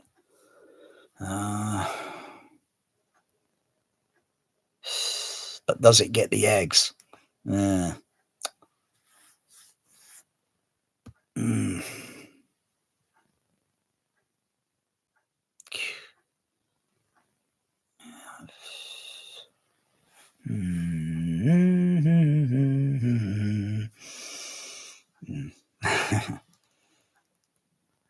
I might test something with theory. I might test a theory. I go to a park. Now, where's the nearest park around here where dogs will be walking around? And I'll go to that park and I'll put a flea trap, water, very liquid, whatever, in the washing up liquid in the water, and leave a flea trap in a certain area and check on it and say, well, an hour or maybe less than an hour, because if there's some propagation going on around there, they would be jumping around and they will land in the solution and drown. And then that would tell me that, oh gosh, you don't want to be walking your dog in this park area. It's not good. You might as well go down the beach. I'm not sure what the beach is like. If I were to put a flea trap down at the beach and see what that's like. That's the only way to be sure, because things jump around and they'll fall into it and they'll drown. It's the only way to be sure. No if, no but, no debate. There's no voting about it. That's the only way. And you could say, well, I think I'll avoid this park. I don't want to bring have fleas on my dog and bring them back home, and then you get onto your cat, and you think, my cats are indoor. And you think, how the blazes are these? But they could also, like, you don't have to have a dog, you know. They could get on your clothing and you bring them back home, and the next thing you know, a few weeks later, you think, what the blazes? Where do these things come from? You know? Yeah, be interesting to check out a park. Of course, I might want to get myself into I think I've got a white suit in my cupboard, a white suit. Um, Probably getting one of those, And if I saw any black things, any black things on it, then I know yeah, this park is not good. And to eliminate them in a park, well, that's not easy. It's very, very wide open. It's not easy because it's always an issue that everyone has to deal with every year or constantly always dealing with. Yes, or everyone's constantly always dealing with it.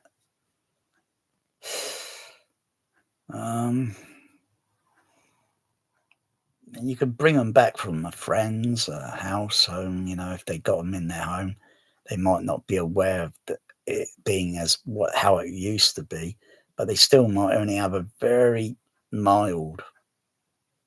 But the flea trap is the only way. You've got to set a few of them around and then see if there's any little black things in it the next day. And then you think, oh, I'm okay. This is secure. It's not a problem. I've been flea free for a couple of years. And suddenly, bam, caught them again. Huh. Yeah,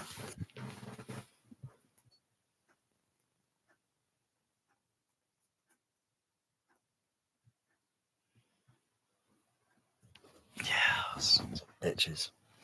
That's what they are. Someone did suggest using kerosene in a match.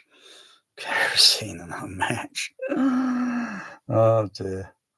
Oh yeah. If I could so easily do that, I would. But yeah, I think I'll be done for arson if I'd done something like that. Got to use other means of, other course of means. It'd be too bad if I could get loads of carbon dioxide fire extinguishers off the back end of a lorry. So many bottles, that is, and for a little amount of money, because they won't like -30 temperatures. They wouldn't like it. That's roughly the coldness of a CO2 fire extinguisher. I think it's -30. They wouldn't like it at all. Toast. That's what I want to hear. Toast. Good riddance. Picked the wrong home and the wrong cat to suck on blood. Oh,